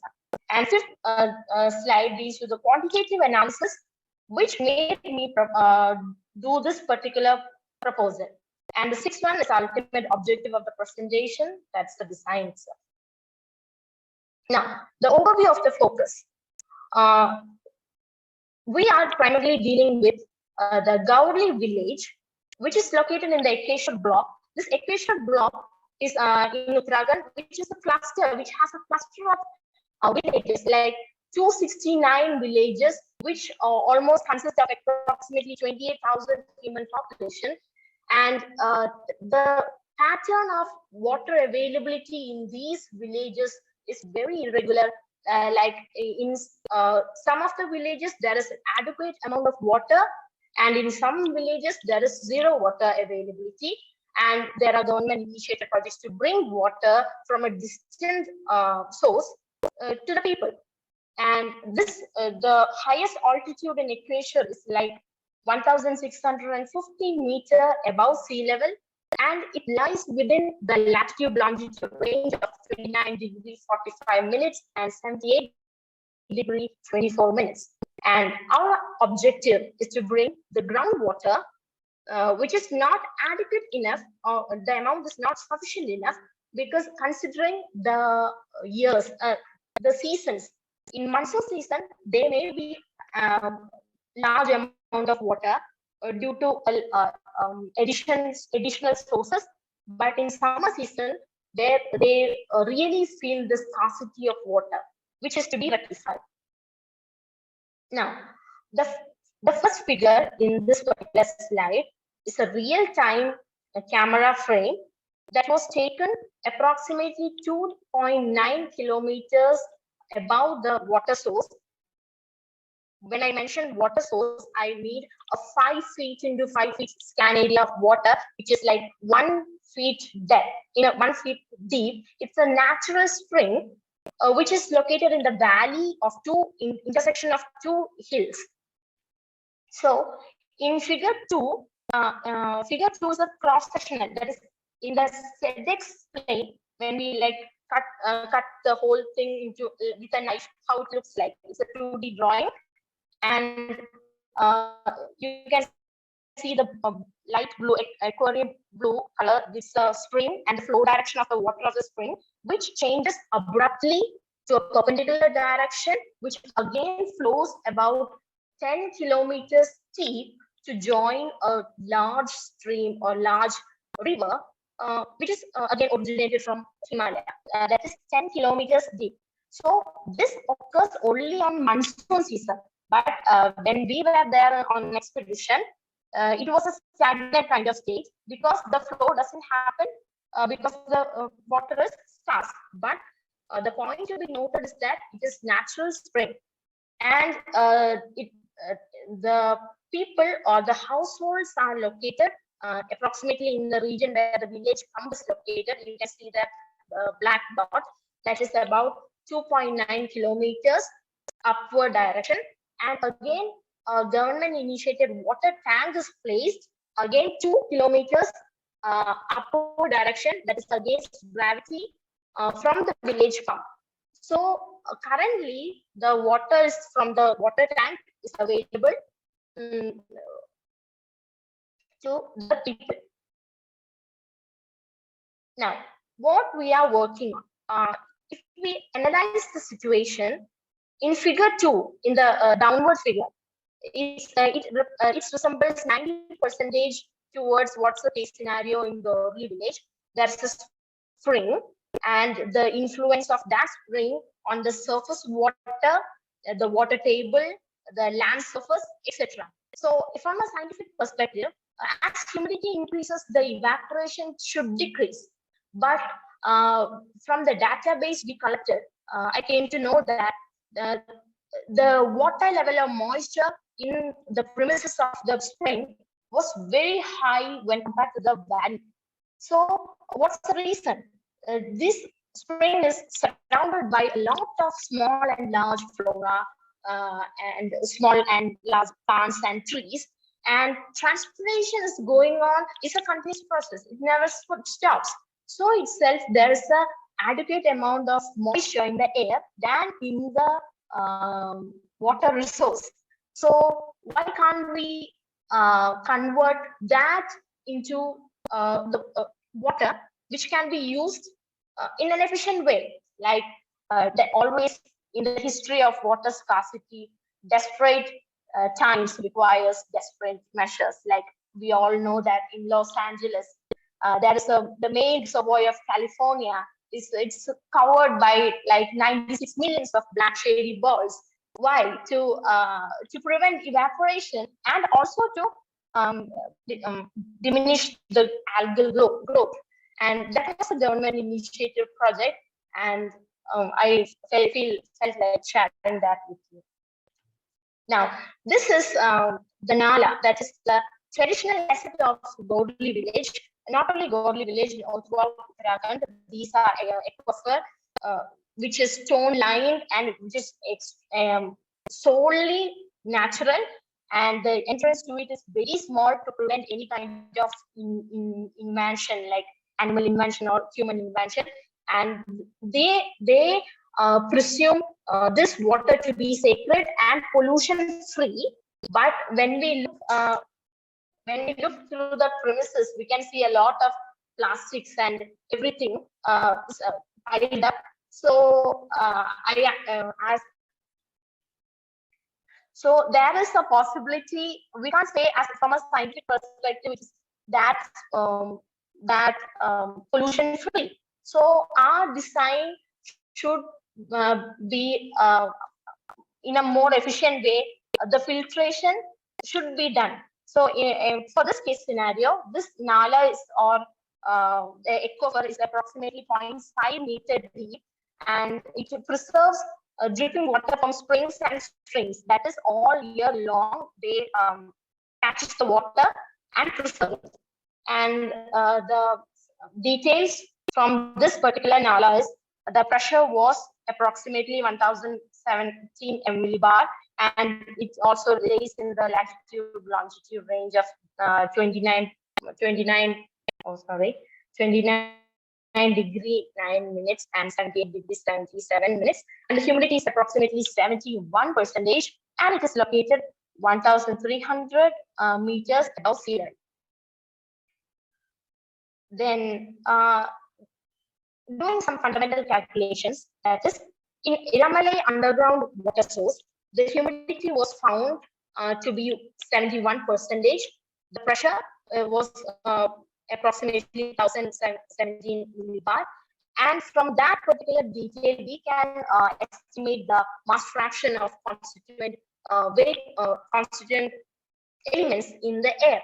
That is, the mass fraction of H2O was estimated to be 0.0058, and we can also determine the amount of oxygen, nitrogen, and any constituent. And from Gaurli source, which is also a natural source, the humidity was found to be 60% for this pressure range, and the amount of mass fraction of H2O was determined 0.0050. And when we compare this particular data with the Valley River, the H2O mass fraction was significantly very lower. So it is evident that the premises of Gaurli village natural resources have significant amount of H2O present, which turns to this design proposal. That is, in this design, we have three major units. That is, one's dehumidifying unit, one is the storage unit, one is the transport unit. Considering earlier Moumita's concern, I would also like to add the filtration unit. That is, we have incorporated, unlike other scenarios, the filtration based on nanocapillaries, which is best, and it would reduce the chances of nanoplastic contamination, or it gives the best filtration. Then in the dehumidifying units, we use the liquid desiccants, that is like lithium bromide or lithium chloride, etc. Through these, the air inlet, there are two inlets to this. It's basically like an aquifer. There are two inlets and one outlet. One inlet is through from the underground water source. The pumping mechanism is a bit different there because we use the suction pump, unlike the normal HP pump, because pumping is, I think, it's not possible there because the existing natural source there is very it contains inadequate amount of water to be pumped in a summer season, which would lead to a high maintenance issue in the long-term use. So something like a suction principle should be used to take water from the underground source to the tank.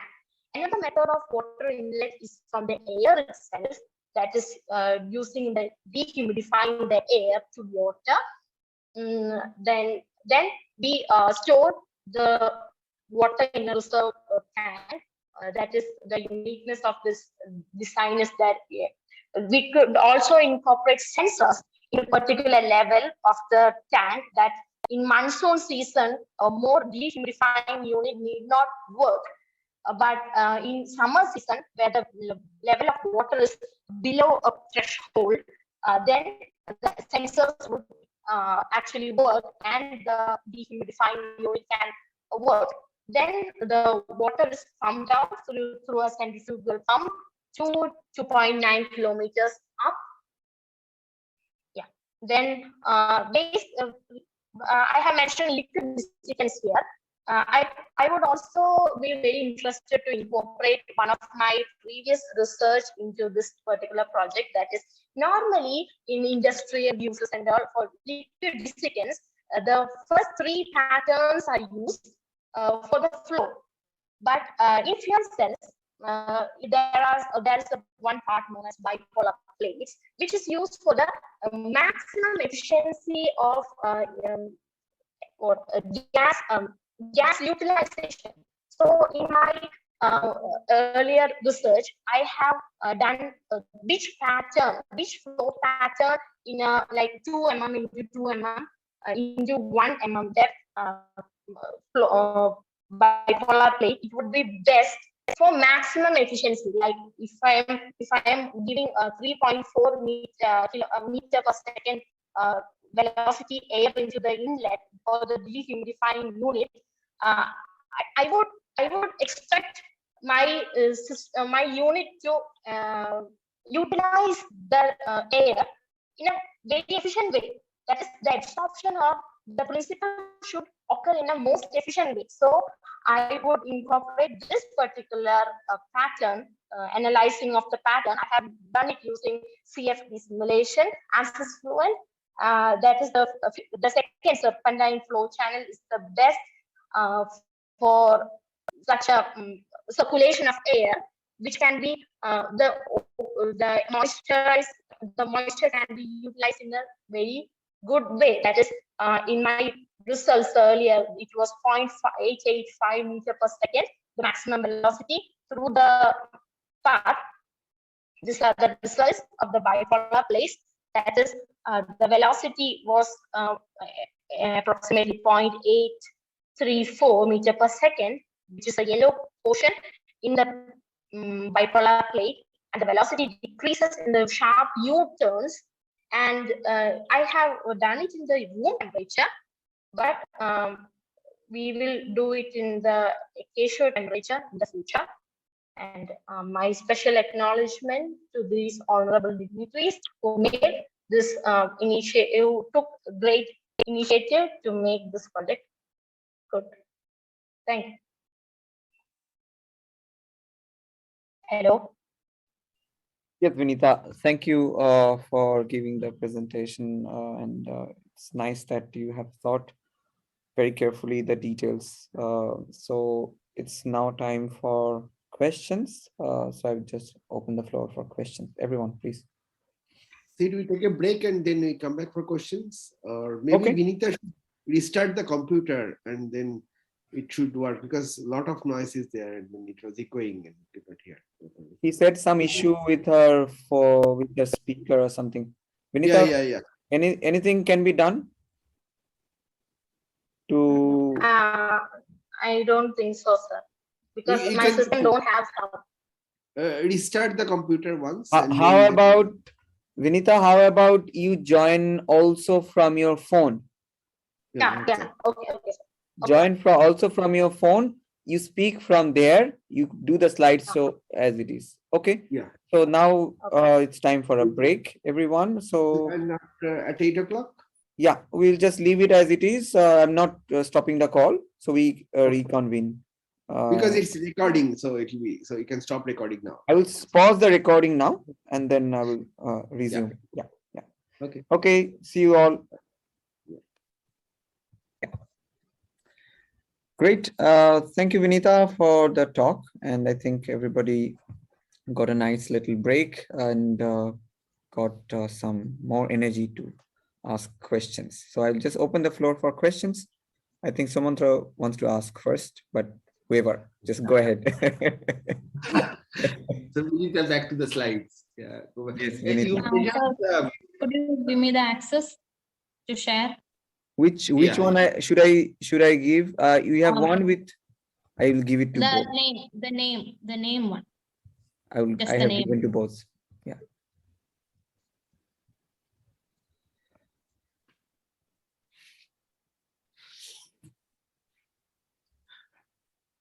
Okay, great. Yeah, we can see your screen. So, what is H2O MF?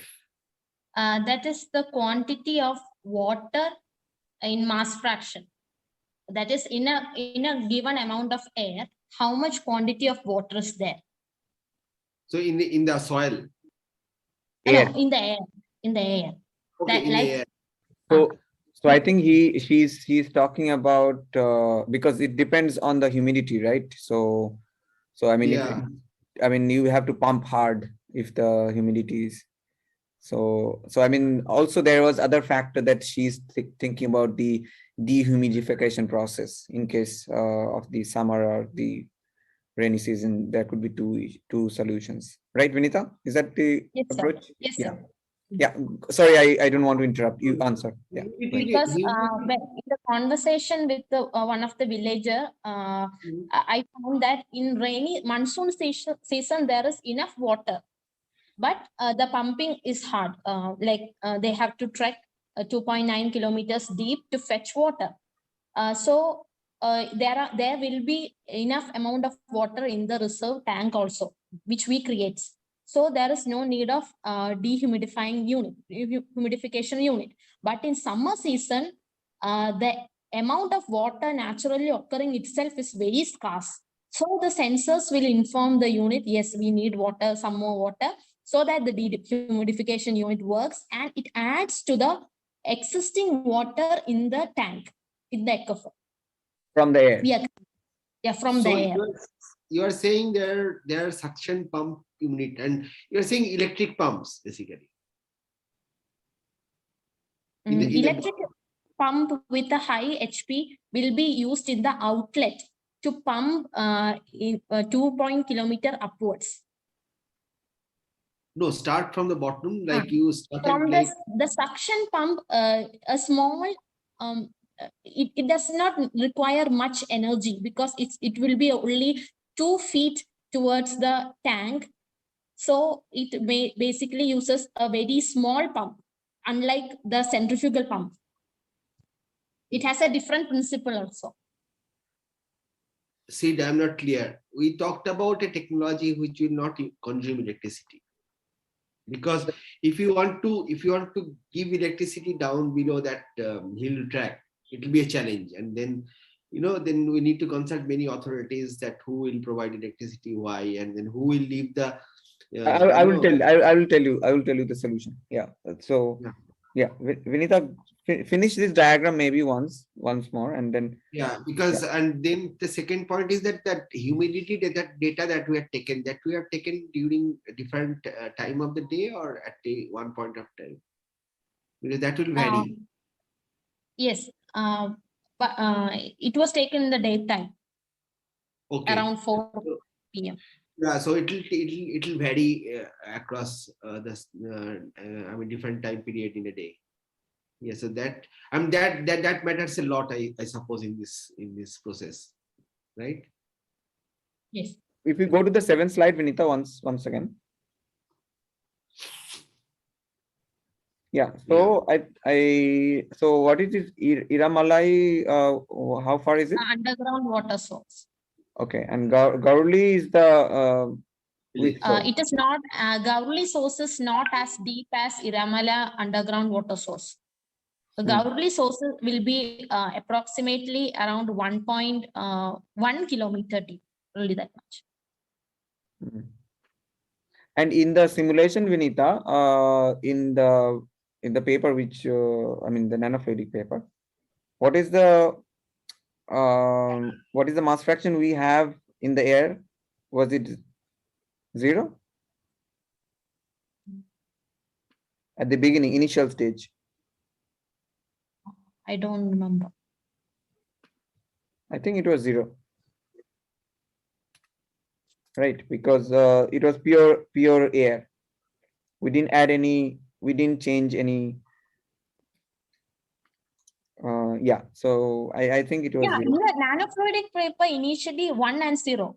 Yeah, 1 and 0. Yeah. Anyway, so okay.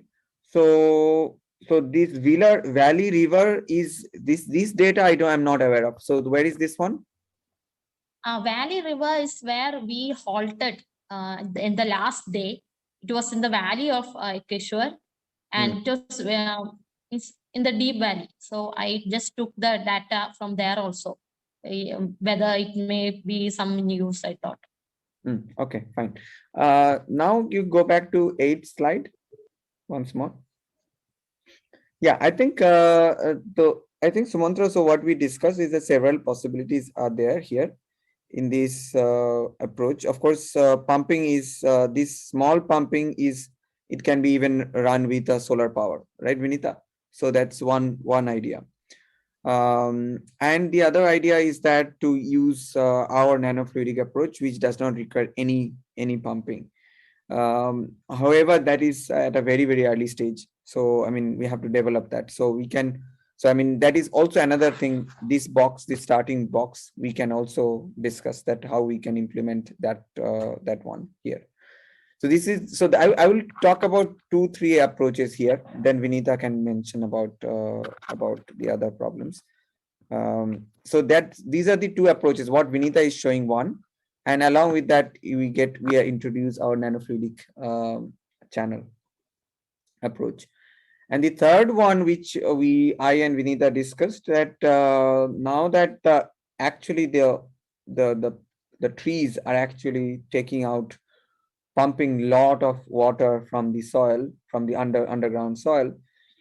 So can we actually use this transpiration approach? Great, thank you, Vinitha.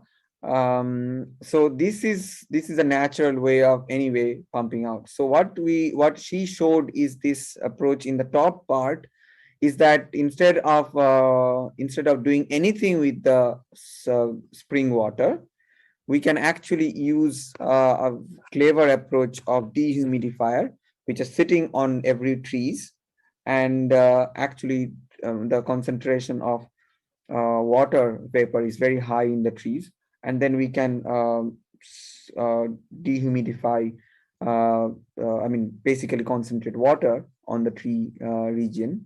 And if you go back to 8th slide now, Vinitha, and it actually brings back all the water which is going west to the atmosphere.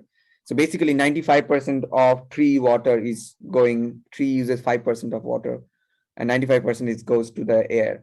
So at least if we can get 10 to 20% of it, that's a very good source to do the reservoir water. So what I thought is that the last idea I mentioned is the same thing we are going to do anyway. So the engineering approach, artificially, what Vinitha's simulation shows, that's actually inspired from tree. So this was the main motivation, was to have transplant in our body, inside our mobile transplant, which moves around without even having an energy to be supplied, and it can moves around inside our body. So without applying any external energy. So this is the same way. The same approach, the way tree actually transport water from ground to the air. The same approach we are going to build it artificially. Instead of that, a faster approach would be that, because if everybody wants fast solutions, so we'll anyway develop this one. So the very complete artificial one. So we are basically talking about an artificial tree itself. Yeah. So if it is a complete artificial tree, which is the nanocapillaries are actually bringing water from the bottom to the groundwater to the air. So instead of, because that will require large funding to build the system and things like that, and I understood that the money is a huge concern. So then because it's not going to be the government which is funding, but we are talking about the villagers, they should be able to afford. So these are small portable tools which are using exactly the same principle of ours, the nanofluidic approach, but we have one extra point here, which is a dehumidifier. A dehumidifier is basically going to condense the water and then bring it to the reservoir.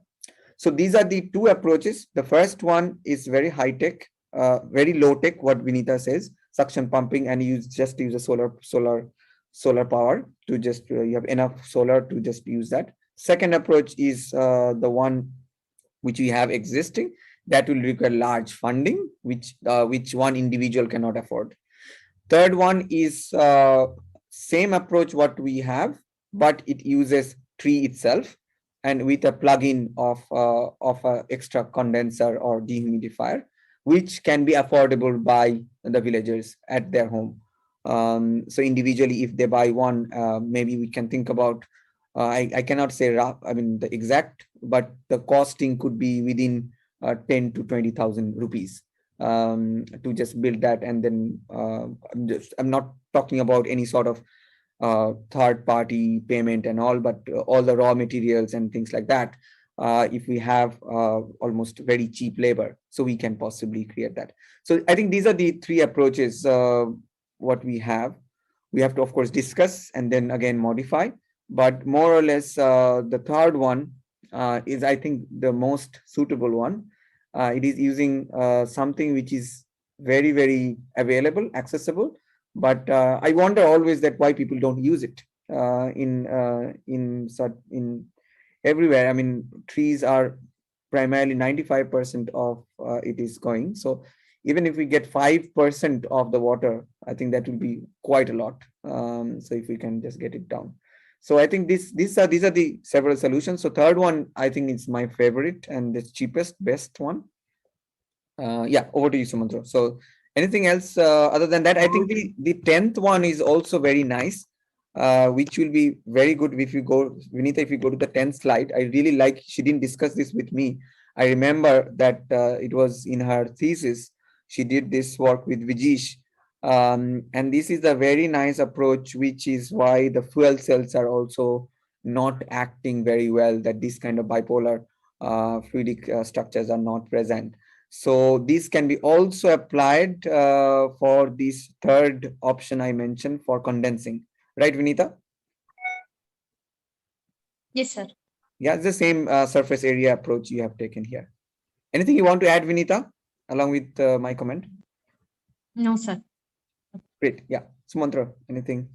So we go, like, how do we narrate? Because I want to send a voice memo to this villager, because we cannot go right immediately, but given the COVID situation is normalizing, so we can go. But the material that is required, that I can start checking how much price it is. I mean, yes. Delhi I think this will be, yeah, I think the go about, of course, you are more experienced in from the econometrics point of view.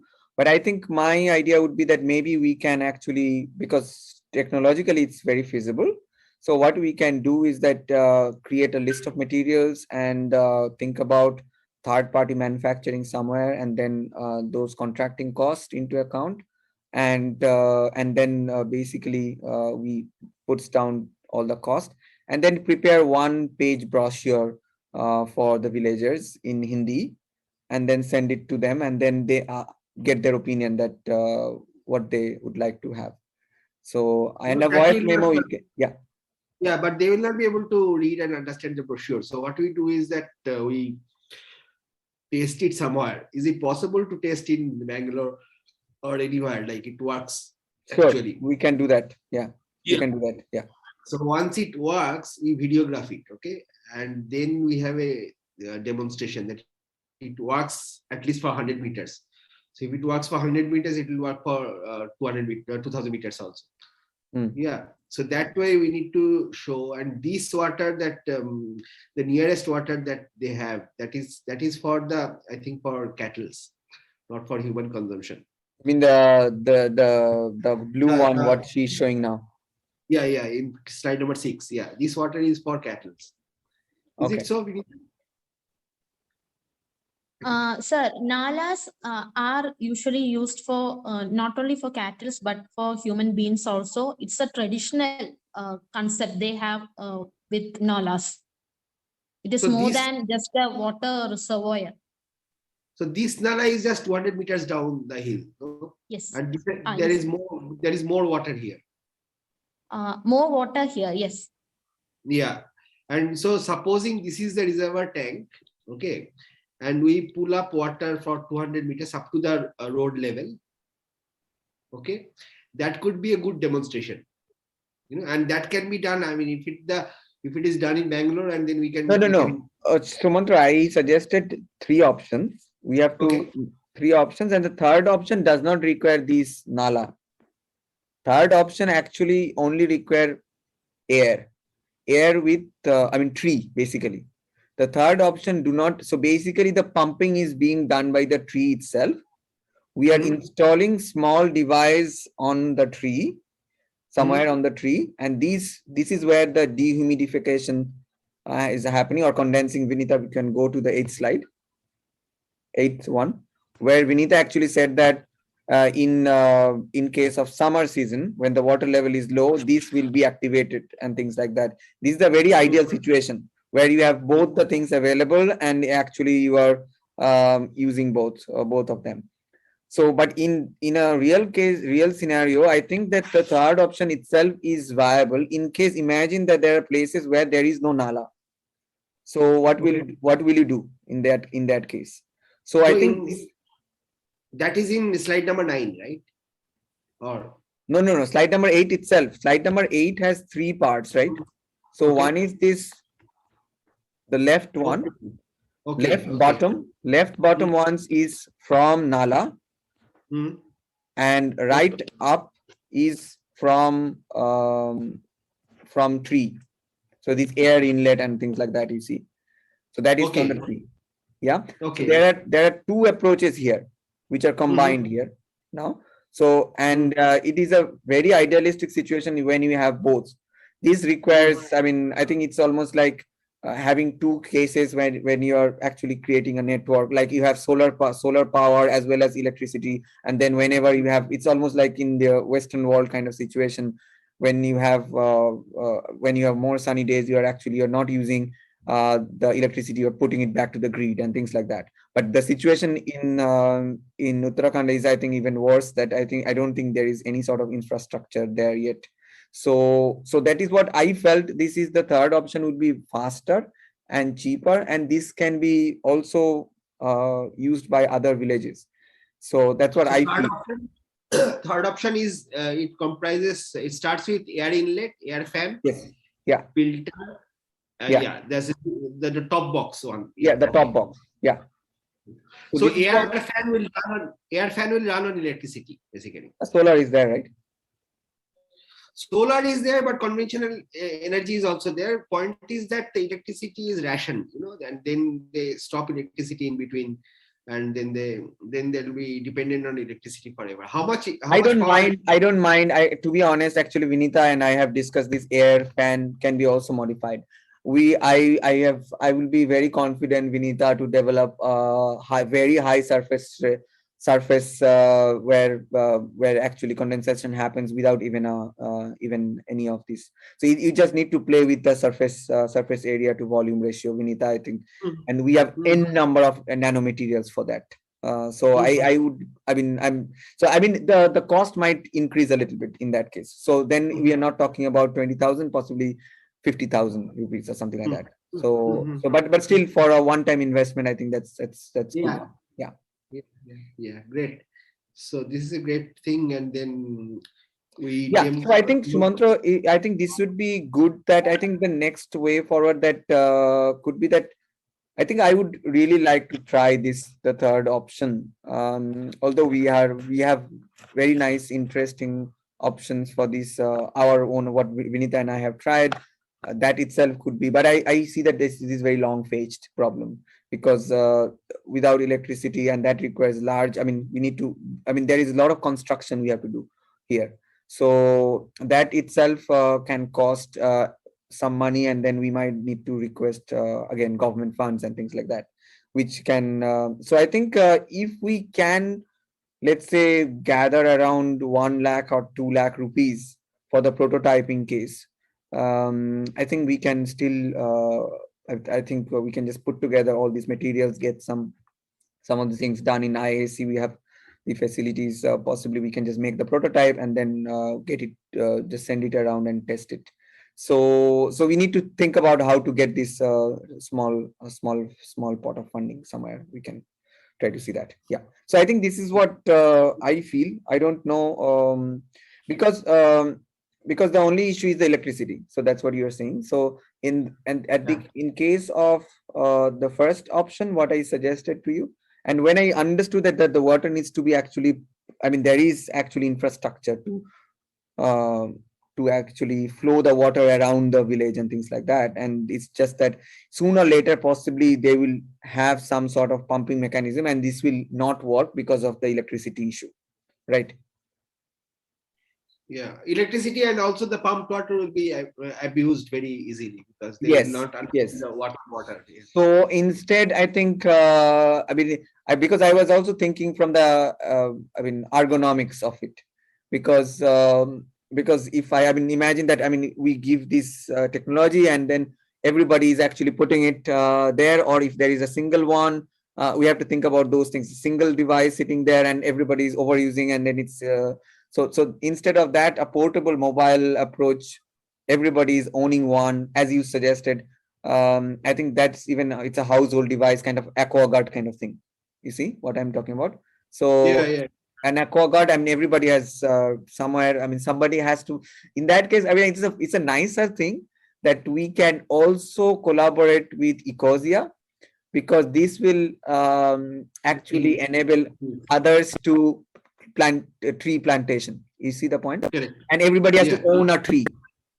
At least one big tree needs to be owned, which will be their water source, basically. And on the tree, we are putting this AquaGuard kind of object, and they have to take care of the tree. So that way, I think it's one stone, two problems issue. Yeah. So I think this is this is a decent. I think it's quite a nicer approach. If we say that 1 or 2 trees needs to be owned and taken care by you, so then they are, for their survival, they're doing it, and they are seeing that actually trees are beneficial. So I think, what do you think? Yeah, great.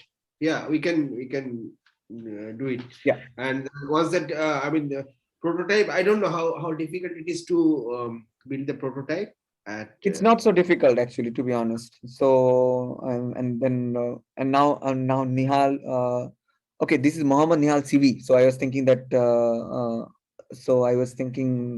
That what is Sajid is there, but Chinmay and Vinitha are there in IAC. So Sajid is also there, but Nihal is also very good at this kind of electronics. So maybe we can.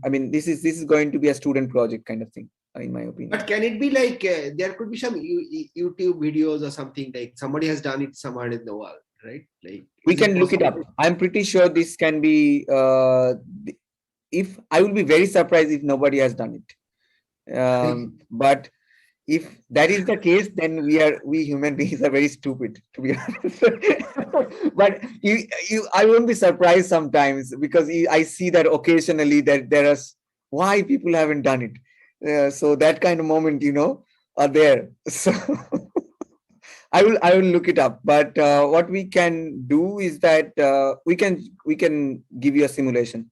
Yeah, we can do a real physics simulation.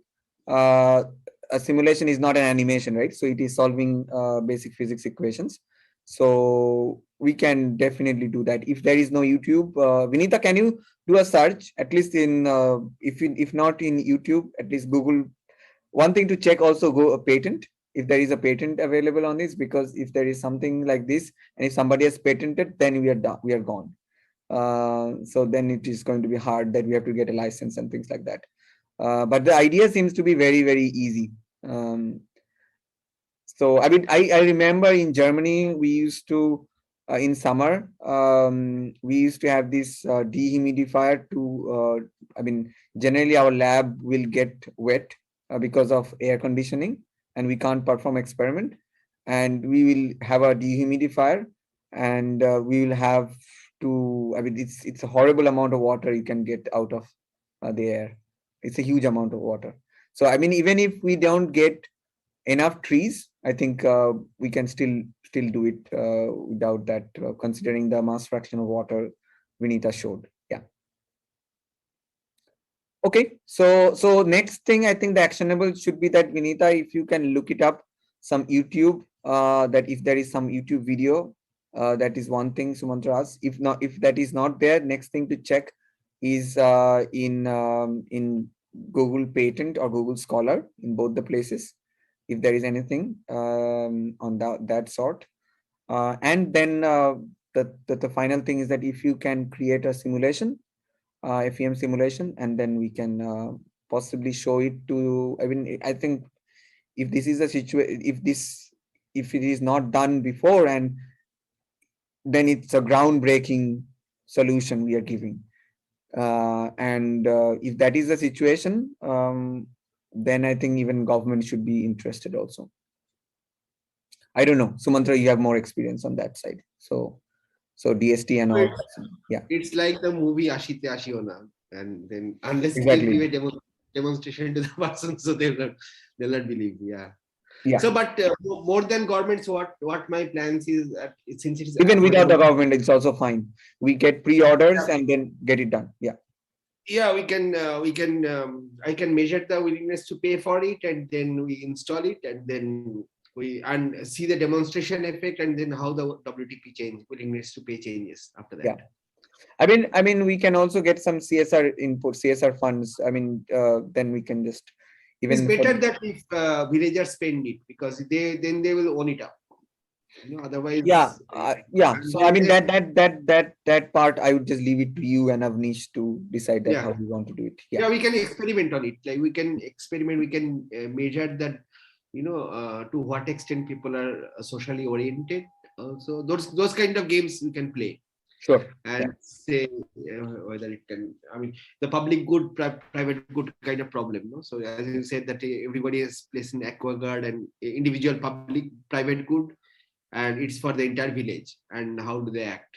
Yeah. Yeah, I think the only thing we have to discuss about that, how do we do servicing and other things and all these things, that we have to have an infrastructure that I mean, occasionally things can be broken and things like that. So maybe there is a social innovation kind of company who has, I mean, it's a non-for-profit company and who continues to do that.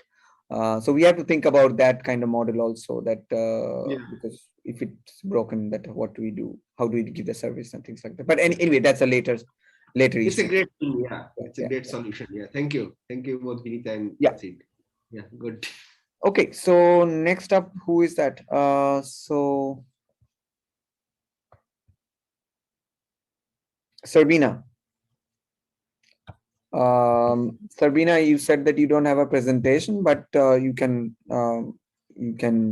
talk. So So yeah, so I would request Hima to introduce Sarbeena because I don't know her too well. So Hima, would you like to do the honor to introduce Sarbeena, please?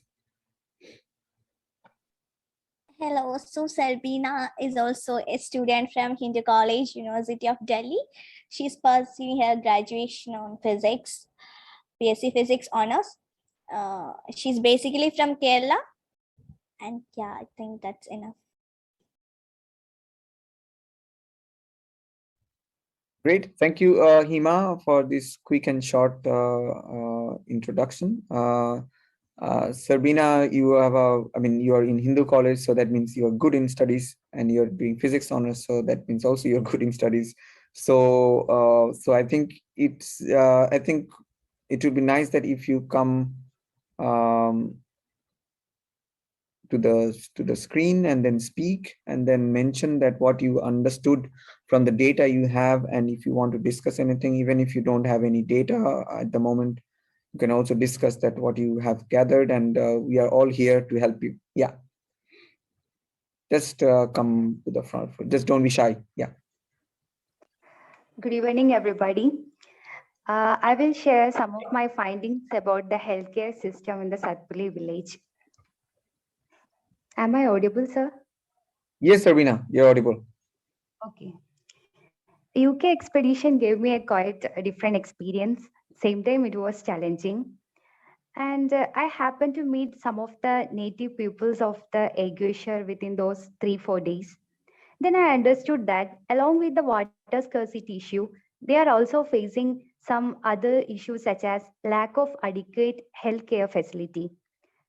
The health system in the Satpuli is ailing, and it is worstly affecting the villagers living there.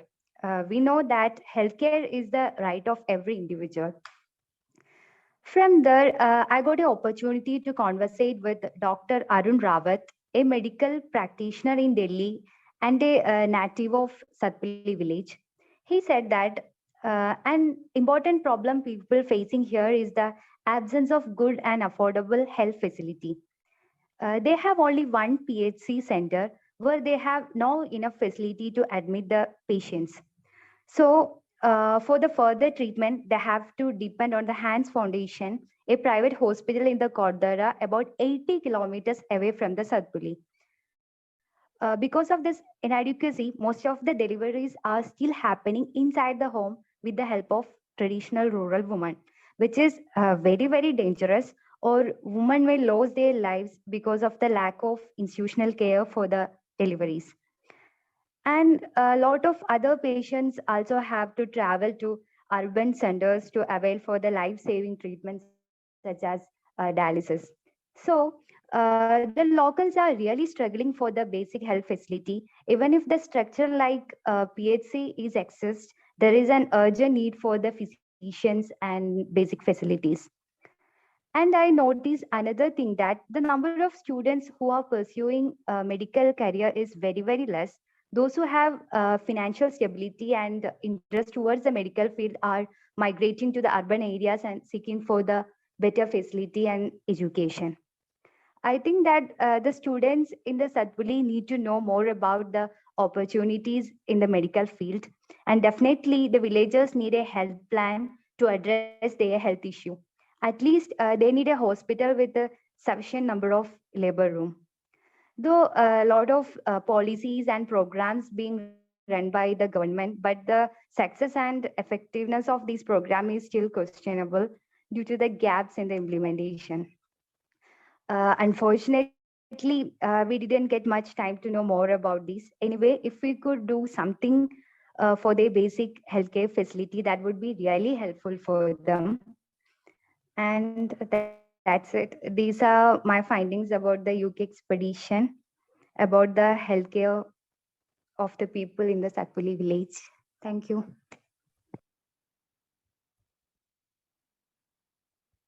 Sabina, but would you like to add some more?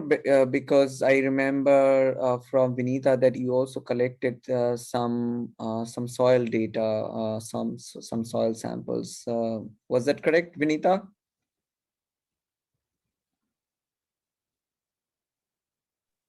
Yes, sir. That's Yeah. correct. She Yeah. helped. So, She go ahead. solely went to villages to collect the soil samples for nanoplastics without any assistance. Yeah. So, Sarbeena, would you like to discuss that a little bit? Or you think that's... Sir, I'm not part of that project, so I didn't go through that. Okay, fine. So I think... So I have a question. So Sarbeena, while collecting the samples, did you face any challenge you'd like to share? Or how did you may not be from this background, but what did you face while collecting the challenge? Is it very easy for you to get them? No, it was not much easy, but anyway, we collected with... Yes. Why is it not easy? Because the temperature was very low, then my health condition was not much good. And did you face any difficulties from the villagers while collecting the samples? Any these sort of things? No, they were very supporting. Or were they curious to know that why you have gone there, what actually you're finding? Did they help you in finding your sample? Yeah, they helped us many times to collect the samples. They were very curious about that. Okay, so you mentioned them that I want to get this kind of sample, and they were curious and they were helping you. I mean, they gave a helping hand to you. You're saying that, right? Yes, ma'am. Okay. If I may also ask Moumita, so Sarbeena, what kind of samples you got? Can you please tell us about? So where did you get the soil samples, and how did you get it? How did you collect? What was the procedure you followed? If you can brief that.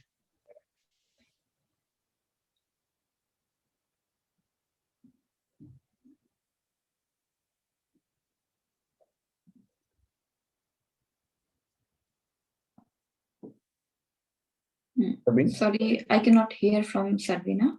Maybe Probably you're mute. Yeah. maybe she's on mute. Sarbeena, you're on mute if you're saying anything. Sir, she was also part of the oxygen project experiment. Yeah, okay. Sarbeena, can you brief us your sample collection procedure a little bit, and then where did you get the sample from? We collected samples from 4 or 5 villages. Yeah, but which soil you have collected? So can you please briefly mention about those? That which We collected soils? soil of the burned samples. What sample? Burned plastics. Burnt plastics. The soil with the blood. Sorry, I can't hear you well. Can you please repeat? We collected the soil samples with the burnt plastics, kind of things. Burnt plastics, and I mean, was it burnt and then buried in the soil? How did you know that those are burnt samples? Burnt plastics. We got to know from the villagers, and we asked them. What did you ask them? What did you ask the villagers? Is it the right place? Like,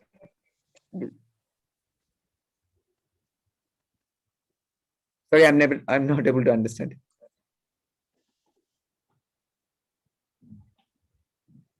Sir, we just asked them, is it the place you usually burn the things like that?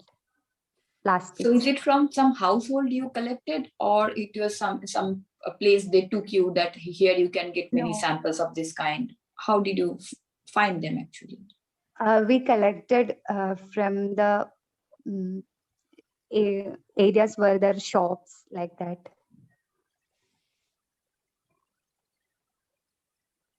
Not from the houses.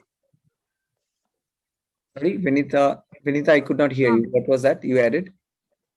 That is, with the first day experience itself, we understood the trend of dumping the waste materials that the household people as well as the shops, which is adjacent to each other, they are all clustered like communities. So they dump or pile the waste in a single place near to the roadside. And some of them are, there will be reminiscence of burnt plastics as well as buried plastics. So we took soil from there. Fantastic. Okay. And these are soil you collected, or you collected the burnt samples? Soil, pure soil. Okay. Sarbeena, you wanted to say something. Yeah, please go ahead. No, sir, I was saying that soil from the Sorry? soil. I was saying that that's from you asked, no? Yeah, I could not hear Why you. did you say? Okay.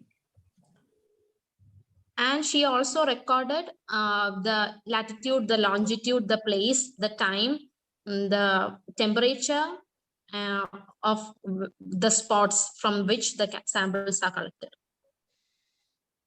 Okay. And Moumita, any further questions you have for Sarbeena? No. Okay, so thank you, Sarbeena, for this. I would like to add one thing, or open the. I mean, maybe I will add afterwards. Everybody or anybody has any questions, please go ahead and ask Sarbeena, and then I have my questions afterwards. Yes.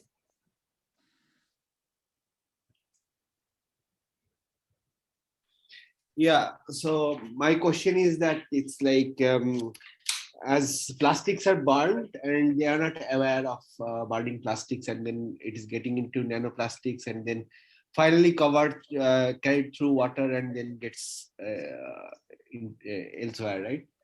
So that's what is happening. So we need to think of a creative solution, like we need to create some marketplace for it. I learned that somebody nearby Delhi, they have set up a factory of converting plastics into fabrics. Some young chap, 19 years old. And probably there is a market for plastics, and we need to think creatively on it. So how can you create a local plastic and some procurer, So I also learned that PWD, they use plastics while constructing metal roads. So that is another possibility you can explore. Yeah. That I'll explore. At my level, I'll explore. But other market solutions. Yeah. No, I think in general, there are a lot of solutions to do plastics. But in principle, I think, as I said at the beginning, we should make people aware that what is going to happen.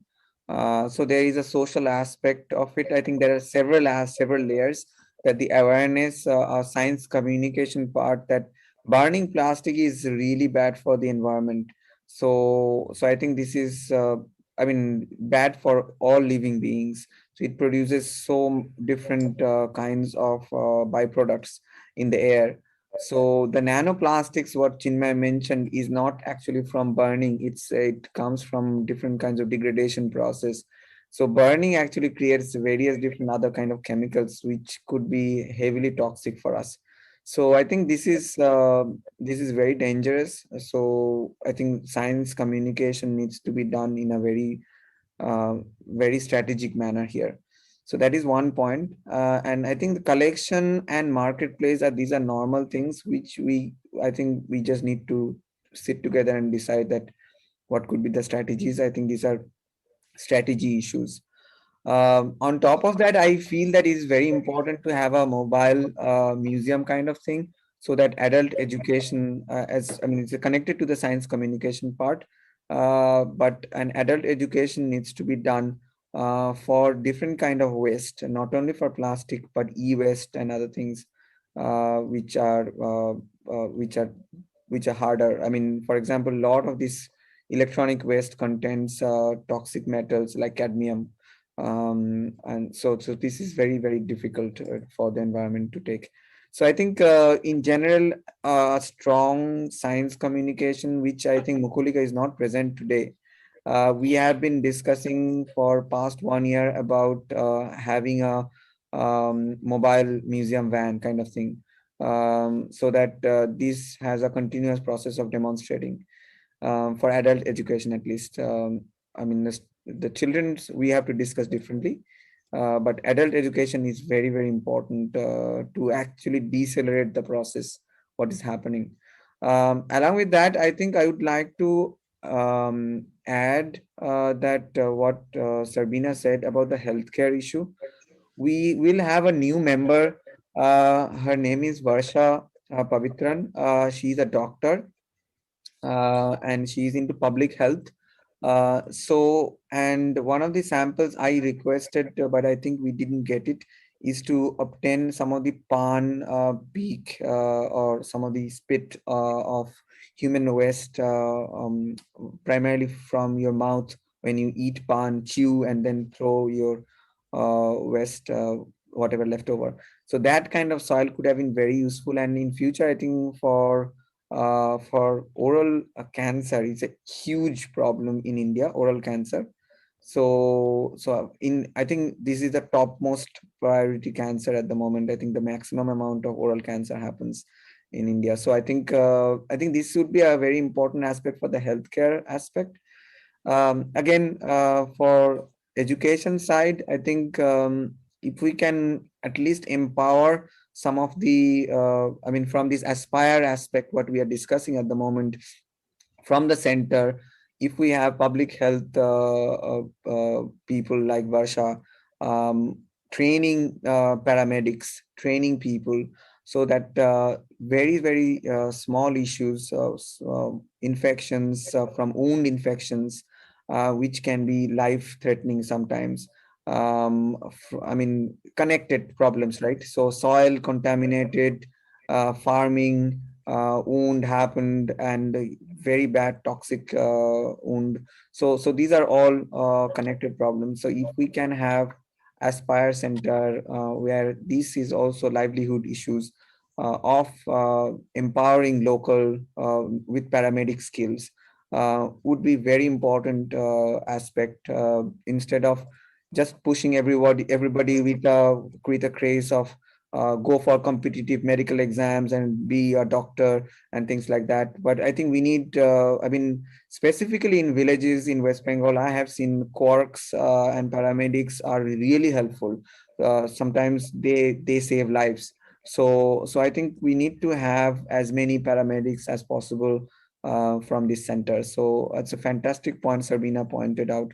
So if we can get some data to convince our funding agency that this is the situation, so I think that would be great. I wanted to add. I don't know, Avnish and others, if you have any points, but yeah, that's all from my end. Yeah. Sumantra, do you have any points? Yeah. No, nothing at present. Let's hear Awnish. Okay, so if no other questions, Sam, you're keeping mum. You always ask questions. Sam, Nihal, everybody. Okay, go ahead, ask questions. Okay, don't feel that it is only for us to ask questions. It's open. You can also ask questions. Actually, I am sitting in the library. I'm listening to the conversation, but since I'm in the library, I had to keep my volume down. That's why. Okay, good. Okay, so let me see the time. So next up is Nihal CV. Nihal CV is present. Nihal, you'd like to present anything? I think you have a lot of things to present anyway. So you can go ahead. Have you done anything with the data Vinitha shared with you?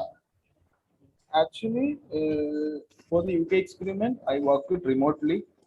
Yeah. So Let me just introduce you and then maybe you can speak. Okay, so Nihal CV, I know Nihal from 2018. Nihal is from Kerala. He's a very different kind of, I think the word creative thinkers holds well for everyone, but Nihal has been doing some great work in terms of Arduino, Beaglebone, and this kind of electronics has become very, very easy for common people to do these days. I remember Moumita and I, even in our undergraduate times, we used to, she's very good at microcontroller. So we used to burn microcontroller, burn the program in the microcontroller, and then if we have to run anything, all the program needs to be burned first, and then it was expensive. Nowadays, the electronics has become very, very democratic. So Nihal came to OAR, and then he did a very interesting work, that traffic issue, or the city chaos issue, a parking problem. How do you actually park car in a very short space? Very engineering problem. He worked with another creative thinker from Pondicherry. His name is what's his name? I forgot. Moumita, I forgot the person. Freedom? No, not Preetham. The other person. Pritam was the mentor. Who was No, there? Jai But Shankar. Nihal, I'm forgetting Jai Shankar. Yeah, Jai Shankar and Preetham, both of them are from Pondicherry, very creative people. So they work together to create a different kind of wheel, and that wheel actually can help to park car in a very quick and fast and small space. And from then, I think very impactful work Nihal has done is that during the second wave of pandemic, Nihal came up with Nihal, and there was a decent amount of people. Chinmay was also involved. Vinitha was also involved. They worked on oxygen concentrator. So when the country was struggling with zeolite, there was no sort of zeolite availability. So they came up with some very interesting approaches, and I mean that has become, now we have one paper published out of that. Another is going to happen, and that has become an oxygen sensor now. So we figured out that oxygen sensor itself is very expensive. So Nihal has developed a very low cost oxygen sensor. So two things he has done during that period of time. One was oxygen sensor, and which we think is very useful nowadays for air pollution, as well as point of care oxygen sensing. So I think that is one aspect. And another one I think he has worked on related is that the fluid dynamics aspect of oxygen concentrator.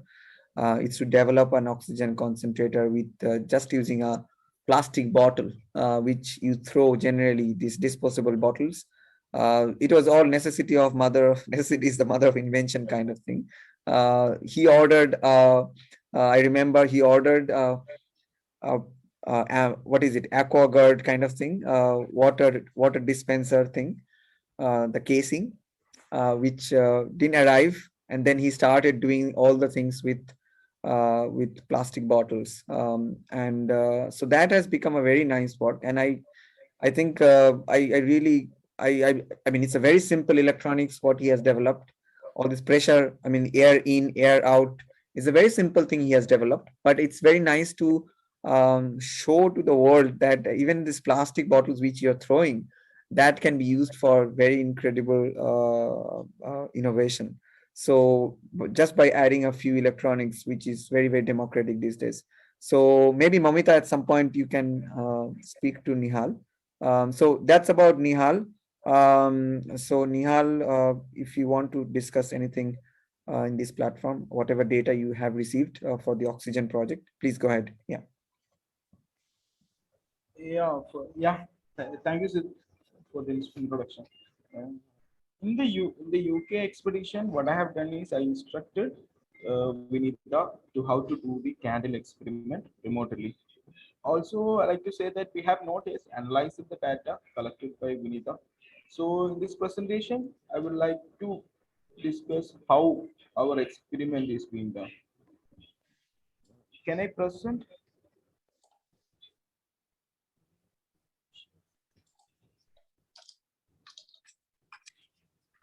Yes, Nihal, sorry, I was on mute. You are a co-host now. Please share your screen. Yeah.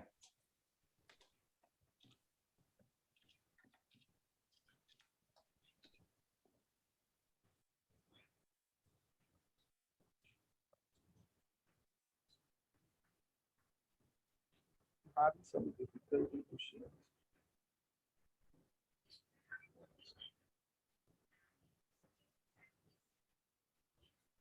Is everything okay? I'm having some difficulty to share the screen. This one.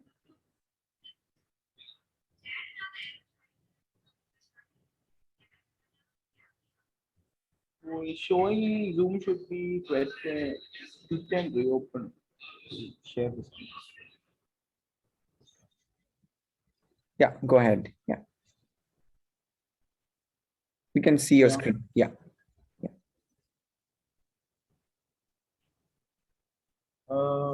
This is our candle flame experiment.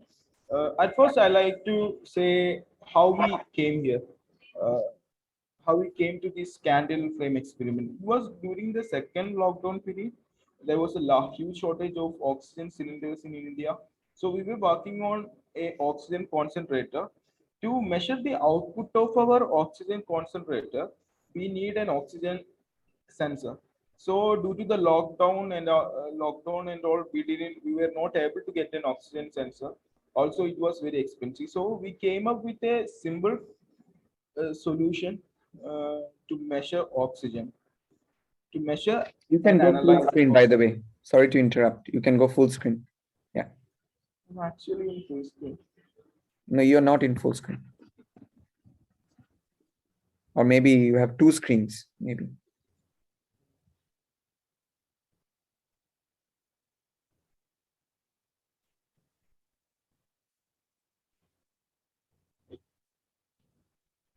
Not in full screen. No, you're still not full screen. You can just click it, but it does not. Now, Just click that button. You have to click that button. So go down. See, yeah, yes. okay. I'm Yes. in dashboard screen. Yeah. Sorry. Now it's okay, right? Yes, now it's okay. This is our experiment, and the experiment is fairly very simple. What we do is that first of all, I like to explain how this works. We know that flame, I mean burning, consume requires oxygen. That is, higher the oxygen, the flame will be very nice, and when the oxygen is less, the flame will be small.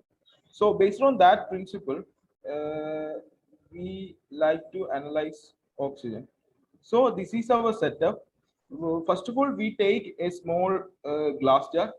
We put a 5 centimeter candle inside it, and we light it with a match, the candle, and we close the lid by sliding. So at the point of closing the slide, the candle inside the jar will be burning, and after some time, some few seconds, the candle flame will become small and small and small, and finally it will turn off. What happening inside is that the oxygen is being consumed and consumed. When at the point when the oxygen is very less, the flame will be turned off. So by doing this, by calculating the time when the glass jar is closed till the time when the candle flame is turned off, we take the time. We take the time and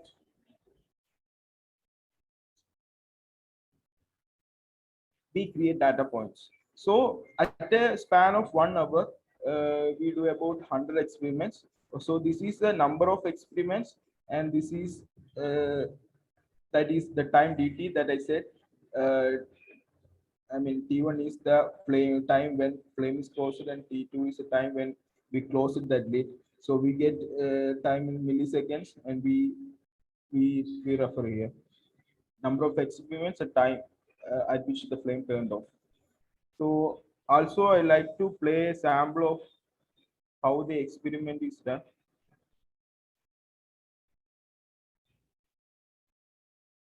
So this is the starting point.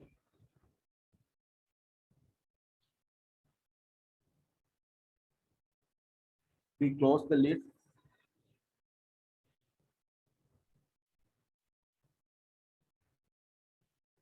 Sorry for this. So this time we light the candle.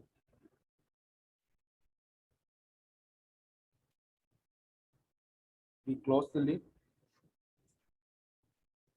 and see the flame will be reducing itself. I mean, it will become small and small and small and will turn off. So we measure the time, how much the flame is sustained, and we create data points. That's how we do the experiment. So by doing this, we get this kind of uh, data points. So what about the UK? Uttarakhand is that this experiment is done in Kerala, uh, uh, but in Uttarakhand the altitude is different, the temperature is different, the humidity is different, weather is different. So we are looking for similarities and differences between the oxygen in Uttarakhand and Kerala, and finding some patterns. So we could it will help us for our oxygen sensor work. So that's it. We have done the experiment with two bottles, a 300 ml one and a 2-liter one.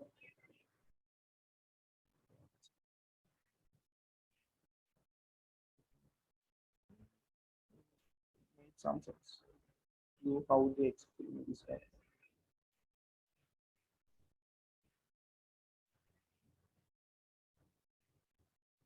Hello.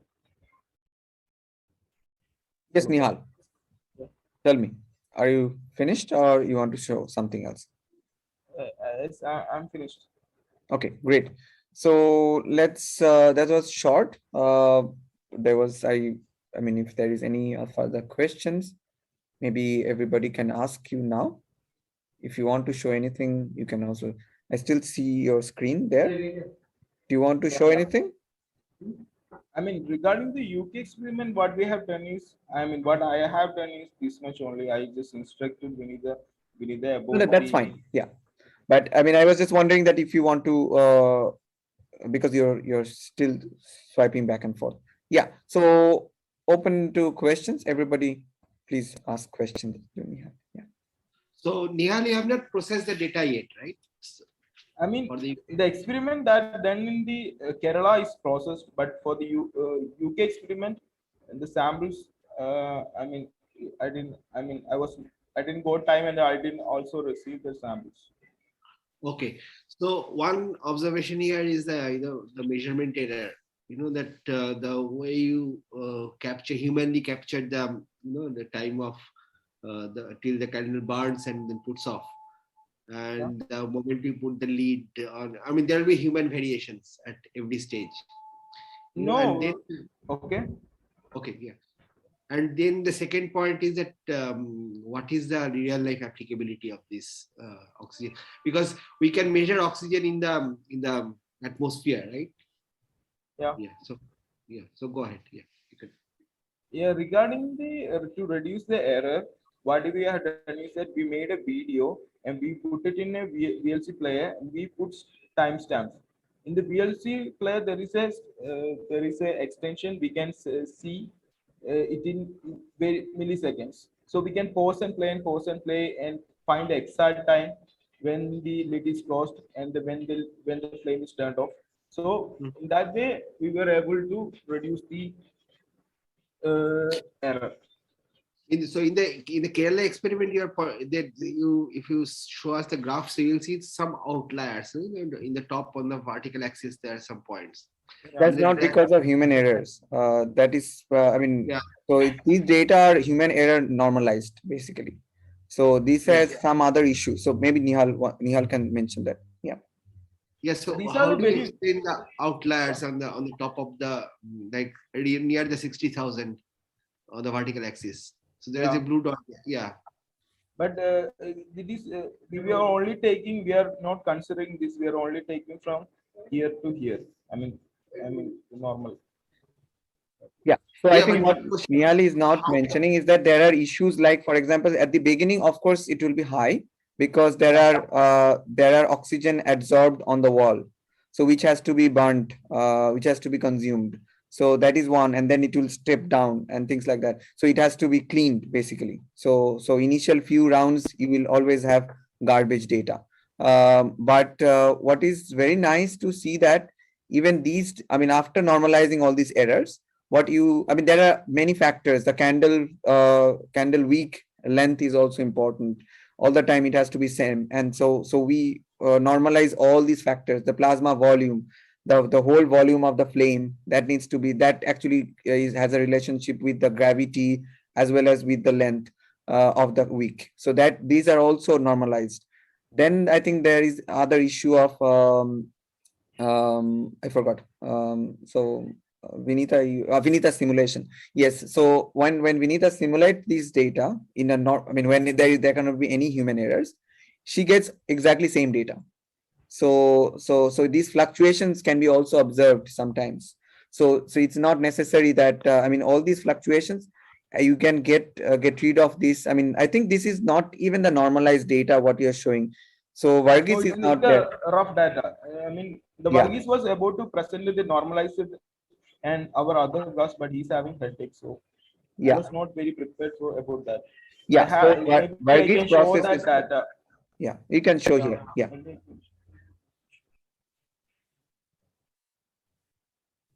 Maybe you can show one of the data what Varghese has processed.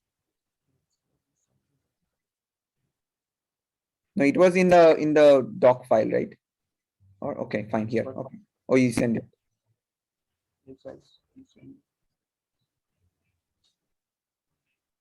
Also.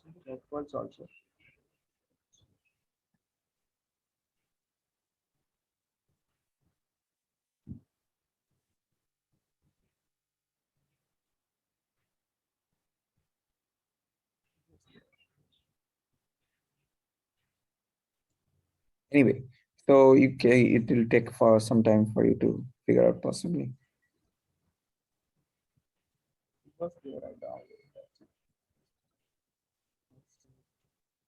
So Sid, what is the real life? Yes, so I think the real life application, what is very most important is that at this point, so during the COVID time, so if you look into, I bought some sensors. Oximeter, yes, yeah. I have bought them from Germany. Believe you me, they don't reproduce. So even in normal, I bought same company for four or five of them, because at that point these in India it was not available. So I thought that I will just send them. So I sent some oxygen concentrator. Along with this, I was thinking of sending some of these. I was like, what is this? So either I am sick or something is wrong. So for the same person, within few minutes, it does not give same results. So that point itself, one idea which we thought about, that it could be useful for bedside monitoring. So of course not for blood, but for the air suffocation and things like that locally. So what we figured out during making this oxygen concentrator, that we needed to have an oxygen sensor itself. So one oxygen sensor in India was coming down to around 30,000-40,000 rupees. You see, so that is not nice. So oxygen sensor should be like clinical thermometers. It should be abundantly available, and these human errors, what we discussed, of course all these things we showed with just putting our fingers, and all these things can be automatized. Okay, so these people, they just did it crudely, but all these human errors can be removed if you know what is the problem. All these things you can normalize and get a very flat data, and all this fluctuation then it will happen is because of the localized temperature variation and things like that. So basically you can monitor local environment. So it can fluctuate time to time, and yeah, sorry. Yeah, so go ahead. Yeah, we need to have a formula, that if a 300 milliliter glass we are putting, that there is a formula for that. Yeah. And then it can be converted easily. Exactly. So Vinitha, so that's the next paper. So what they have a big team. So Nihal captures the data, Varghese does data analysis, Vinitha does these things, and simulation. So they have come up with a formula and things like that. So it's going to be a paper. So what I am saying is that it's a DIY kit. You just need to have an app in your phone. You just hold your do the experiment as we are asking you to do, and just shoot the camera. And the camera data, of course, normal person cannot be able to process. The app processes the camera data, and you have it. So basically, every houses should have an oxygen sensor. So not only for medical applications, that's one important applications, that low tech, even in Uttarakhand and all these places, we need to have low tech but very high quality data analyzer like this kind, which can actually get you a lot of nice data without using some of this. In the paper it just got published now, we actually did a review that what is the situation of oxygen. Maybe Nihal, you want to share that? It's in the group. So basically, where we looked into that fact that what kind of materials people use. So you know that in the car, for to measure the oxygen oxygen in the IC engine, you need to have this oxygen sensor, and that is expensive. So because they use materials and primarily Chinmay, what is it? SIBI, bismuth silicon, something like that, and things like that. So they use, so which are very expensive. So I think we need to have these kind of solutions in our village hospitals. At least there can be uncertainty of maybe 1% or 0.5%, but it's still better than nothing. Yeah. So that's one, of course, application for medical bedside application. Second is the environmental pollution. So I think that's another important side, which everywhere, I think all these calamities are taking place. Global warming is happening. And the government don't have money, or possibly they have, and they have other priorities. So I think this does not require anything. So if we just put this aside, just send these news around and get data, and so basically you have the whole map of India, that what is the situation and what is to be done.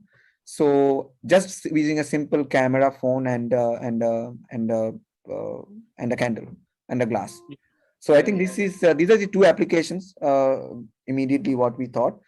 And I think there will be other applications, with secondary applications, like developers who develops things with oxygen, like people who using car mechanics, people developing low tech IC engines. They will require kits. So I think what I'm visioning in this one is that a very lighter, so this lighter which you use to lighten, for cigarette smoke you use. So those kind of techniques. So you just flash once and it's automatic, and a trigger for a few milliseconds, we get the data, and it's all automatic then. So but it's still, again, very, very low cost. So that it shows that with this we can do that. Yeah. Yeah, great. And what was the idea of running it in 400 villages and under same kind of trees? Like you want to take care of the heterogeneity in yeah. So there are several of them. The idea is that what is the air pocket situation?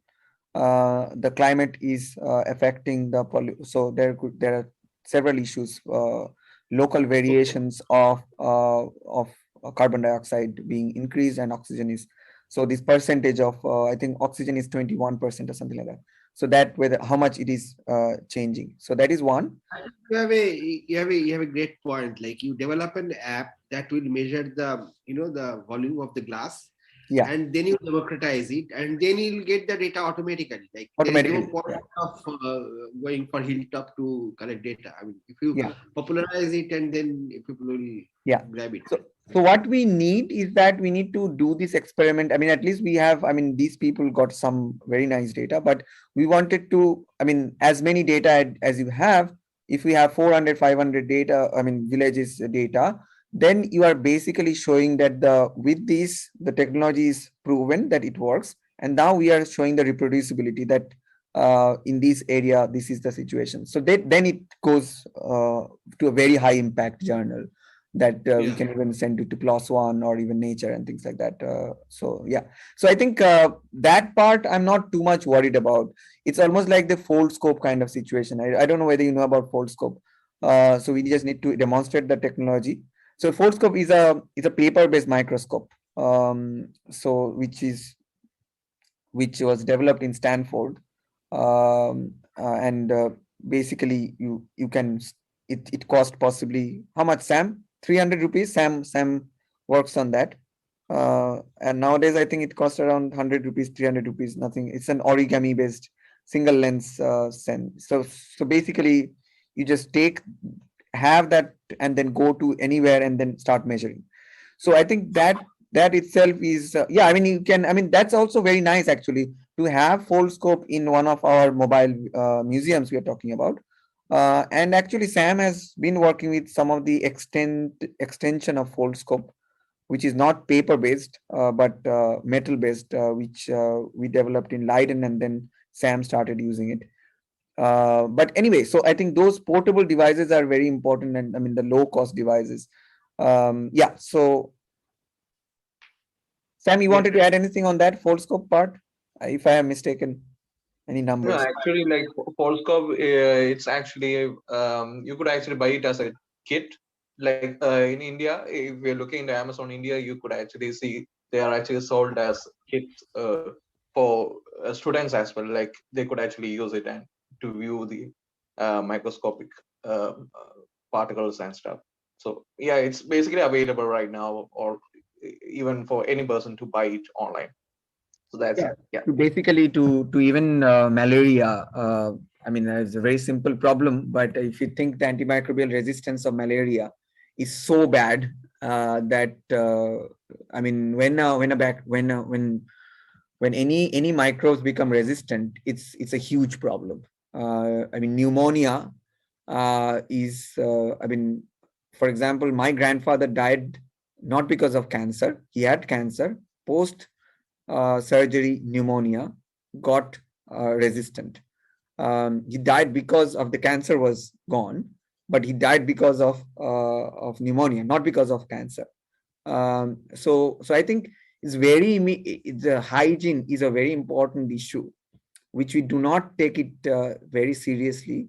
But how important is it's, I mean, it's very simple that we know that we have to wash our hands, but if we don't do it, and if we can show that how much microbes are actually going inside us, that actually increases our resistance for antibiotics.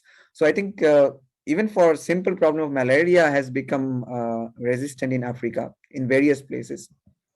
So if these kind of portable devices are easily available at this cost of a thermometer, I think we need to do in India, we need to do 10 rupee research, 100 rupees research, but it can generate huge amount of economy for the country.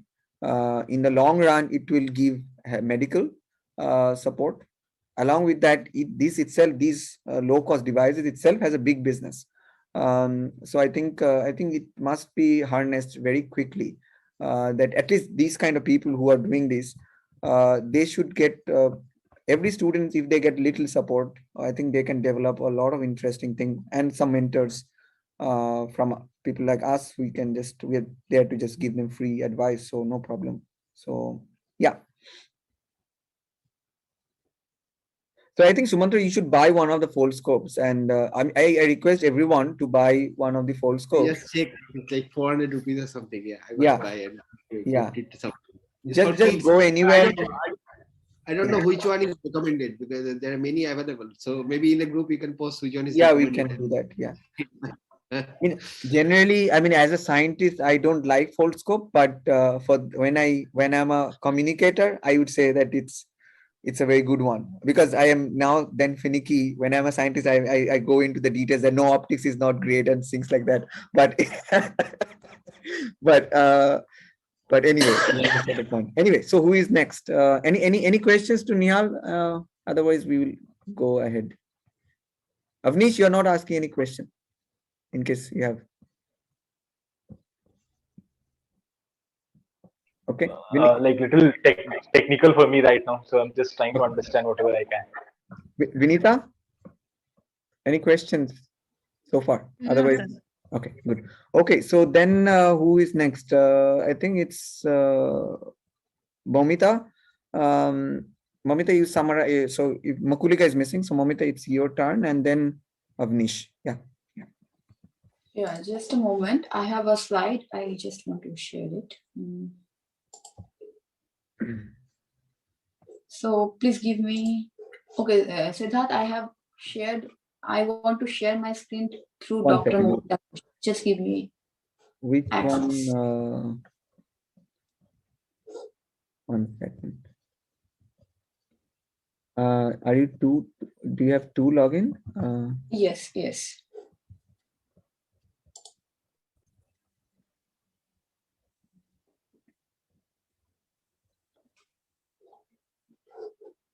Wait. Now you have to full screen. Slideshow in the corner, top corner slideshow. Wait. Nice. Yeah. Yes, so I was listening to all the conversation from starting, and I heard from Sumantra from our economics perspective, and then I heard from Hima, Sarbeena, and also a little bit from Vinitha from a social science perspective, and then from Chinmay and Vinitha from scientific and technological perspective, and from Siddharth also. So I was thinking how we should arrange all this so that we can have an effective scientist, technologist, and public engagement.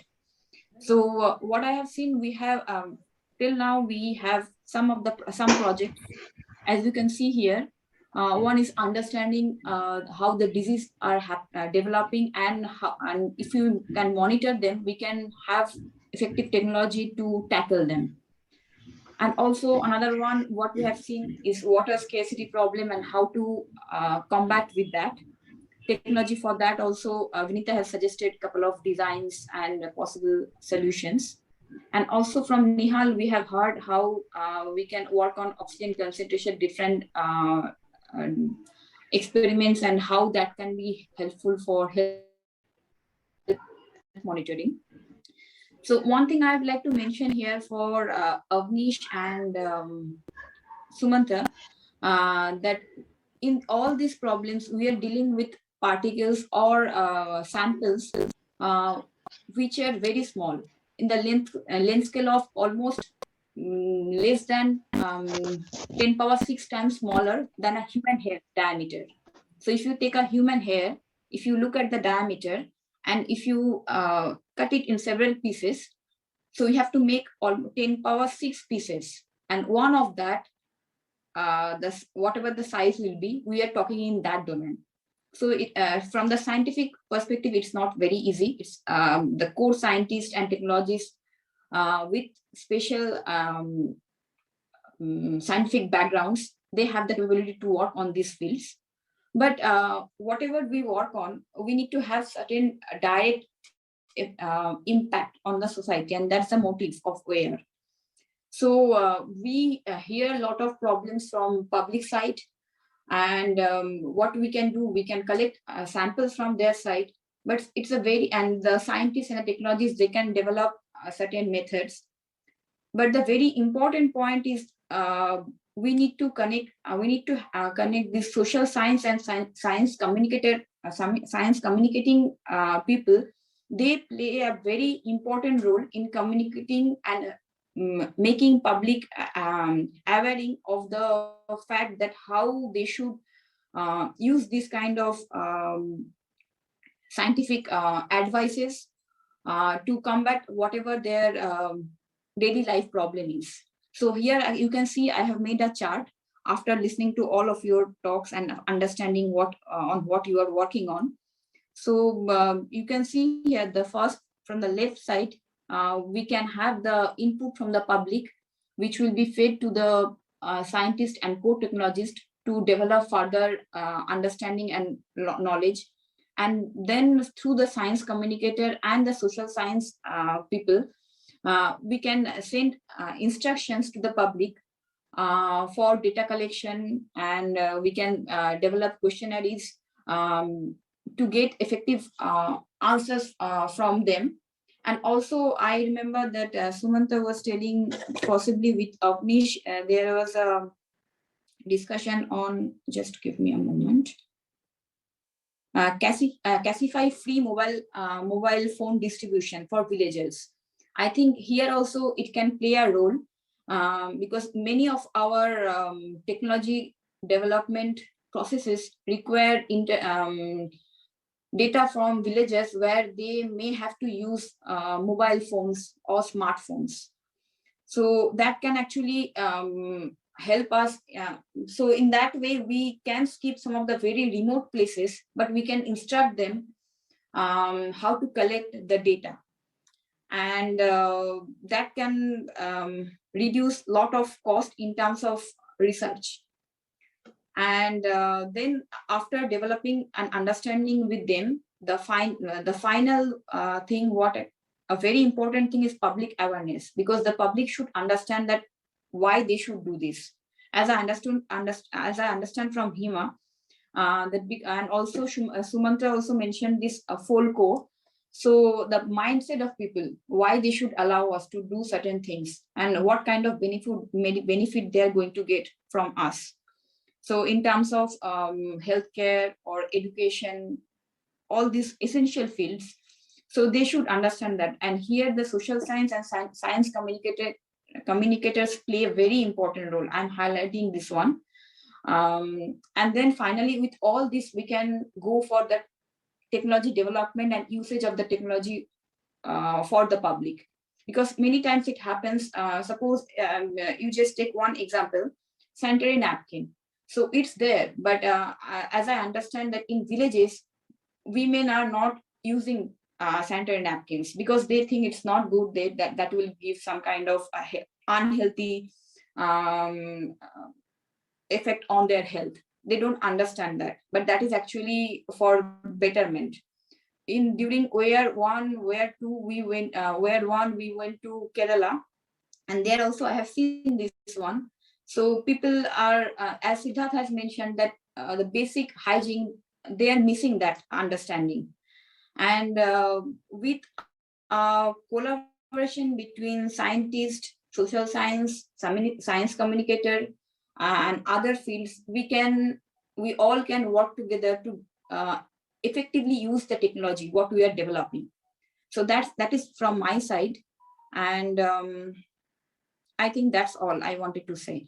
So also on that point, I would like to add here, probably for Hima and also Sarbeena, you are thinking that why actually you are in this expedition where actually science is happening. And also for Vinitha and Chinmay and Nihal, for you also, you can think that there are so many social science aspects, that we are a researcher or scientist, we're going to be a scientist. Why are we here? So from this, the chart what I have made, I'm trying to make you understand that only, we cannot walk alone. We need all of us together to make the world socially, to make an impact, so that we can live nicely and we can have a sustainable life. So these all are important. So we are not segregated part, we all are together. So I think probably that you have understood from today's discussions, probably you have understood that one. And I think that will help you in terms of your field, whatever you are working, whether it's science or it is social science, to think on that way. So I have also seen that, Sarbeena, we have to ask you a lot to understand that from where you have collected the sample. Why actually that was important, because then as a scientist, we understand that what all parameters we need to deal with. Because if you are collecting the sample from some household, there will be some parameters which we have to consider during our experiment. But if we are collecting it from outside, maybe some forest, those parameters will not be involved. So all these things are very much important, the small details. So this is all what actually I wanted to say. Thank you, Moumita. I think that was a very nice summary. Siddharth, I'm done. Can you hear me? Hello? So Can everybody hear me? Awnish, is that understandable? Because I understood Yeah. that possibly you are a little lost. Yeah, this So is you are like possibly a much. little lost at the starting because of they are discussing too many technical things. But the view actually how we're visioning that how the technologists and the social science people and economists and the people who are in marketing, how are we trying to accommodate in where? So it's a little bit the figure what I have drawn here is a little bit gives the vision. Yeah, that makes the mind mapping helps. Can you hear me, by the way? Hello? Hello? Yes, Siddharth, we can hear you. Okay, great. Because I Yes, think Siddharth. Moumita, you can't hear me. I think Moumita can't hear me. Something happened. No, I can hear you. Okay, great. Okay, nice. So thank you, Moumita. No, I can hear you. Okay. Sorry. So thank you. So I think it's a very nice summary you have given. So one thing I took granted that some of the participants and them I didn't introduce intentionally. I will introduce them at the end. So Moumita was one of them, and Sumantra is also one of them. And so if any of you have any questions, please ask now. I think it's a very nice summary Moumita have created. And I think what is very important, I realize many times that the next generation or even our generation, it's very important if you want to be selfish and if you think that we can live a life just by living ourselves in a good way, that does not help, I think. So even if you want to be a civil servant or if you want to be a medical doctor, you should also think about the other side of the story. So I think we should always try to connect. And it's a very nice sustainable structure Moumita have drawn. I think we should just keep adding some things on this slide and make this slide more sustainable, and as a circular economy we should grow. So I think that's my small thing what I wanted to say. Everybody please ask questions now, and I will, yeah, Sumantra has unmuted. Yeah, go ahead, Moumita. Sumantra, yeah. So, I mean, it's very comprehensive, and the vision is very clear that it's like we are accommodating of every discipline that we have, including history, social science, and science technology or science technology. Ultimately, we want to make a difference to the people's life. The public is the most important here, and that's what we forget in all of the government schemes that we develop. The consumer is not, or the beneficiary is never figures out in the entire flow chart. Yeah, so that is very important, and that's why we went as a scoping study that what is required from us, like what are the villagers' expectations. And you have seen in the videos that villagers really want the water and that to be solved. And the next things will follow automatically, because this is a self-sustaining channel. Once villagers believe in us, start believing in us that we are there for their welfare. So we don't need anybody. I mean, we don't need even government, even leave aside the Aspire kind of scheme and we succeed or not. But this will be self-sustaining. And that is a great prospect, because it's simple villagers. So if you read Jim Corbett's story, and you'll get a sense that how Uttarakhand Garhwali people sense you and what kind of superstition they have in their mind, and those things kind of, yeah. So yeah, it's a great starting now. Yeah, Sumantra, I remember, I think I told this to Moumita when I spoke to you, and before starting the Uttarakhand workshop. I think it was very nice that we need to have the idea, that's all, and everything will just follow, right? So I think instead of going to directly to the raise this much money and then build this, and instead as you said that you just have this idea and just impact. I think this should be also important to acknowledge and recognize that there is not a single institution in India which is doing a pure circular thing. Even if we look into Indian Institute of Science, Bangalore, it has a management science department, it has a technology department, but none of them, even IITs, they have management departments. IIMs are not speaking to IITs. Within IITs, internally, department do not speak to each other. So I think it is very important to acknowledge this fact that India requires this kind of initiative where science, social science, humanities, policy, public, private, every sector, as Moumita has nicely, comprehensively put forward, is there. And one institution which has a stronghold, multi or transdisciplinary understanding is very important and is needed. It's very timely. Yeah, that's what I wanted to add. Okay, yeah, great. Yeah. So next is, I think, Awnish will present us like how the aspire form has to be filled, because that is action based. So two actions emerge here. One is we have that YouTube or whatever for the water, and the second is about aspire application. So yeah, I hope everybody is noting down. Okay, so all the actionables we are discussing. So I think it would be nice. Yeah, so you understand. Sumantra, I've slightly created something else, not on the Aspire exactly. Like the idea I discussed, I just wanted to discuss the broad idea, not exactly in the Aspire form. But if you want, you can open the Aspire form, and then all of us are here, and we can also help you like how to fill it up, because the basic question is how to fill up the application form.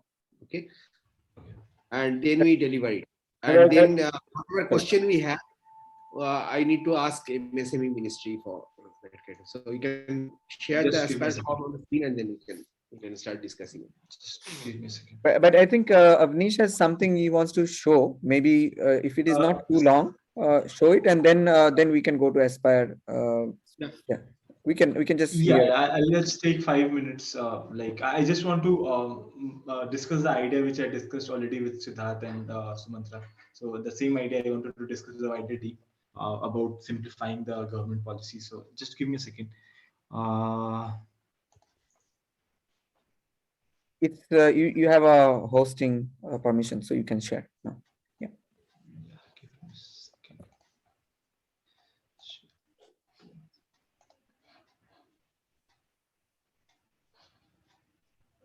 Okay.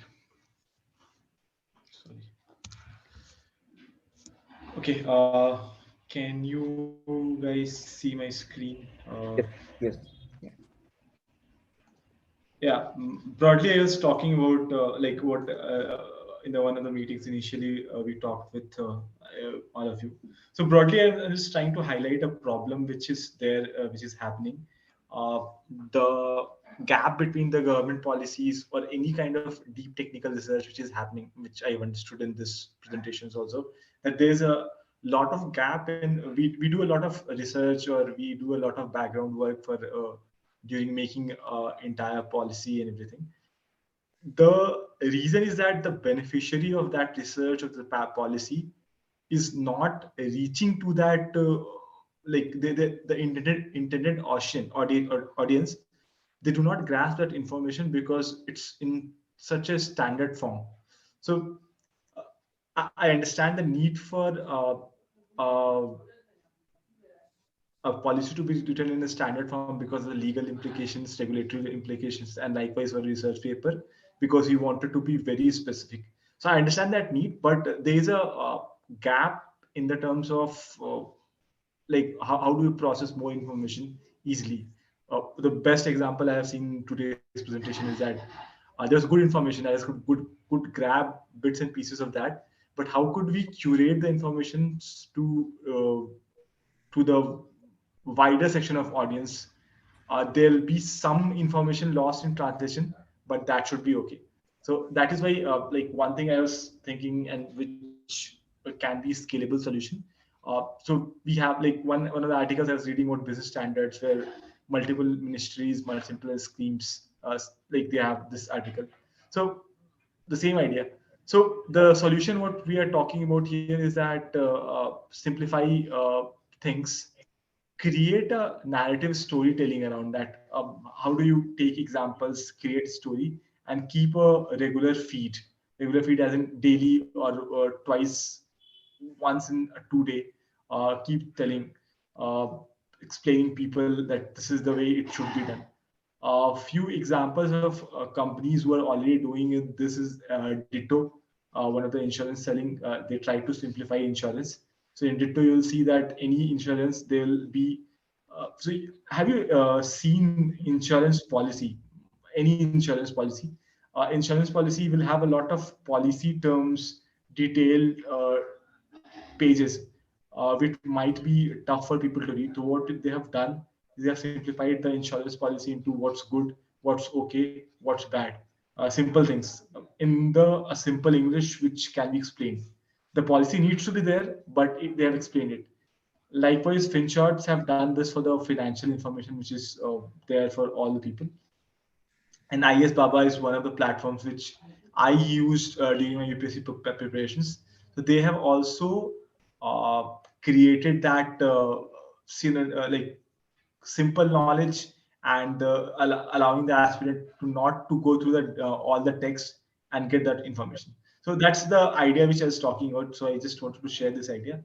Nothing more here. That's the 2 slides I wanted to show. Uh, Open to any questions, any points before I move to the Aspire form. Major thing is, another major thing is water.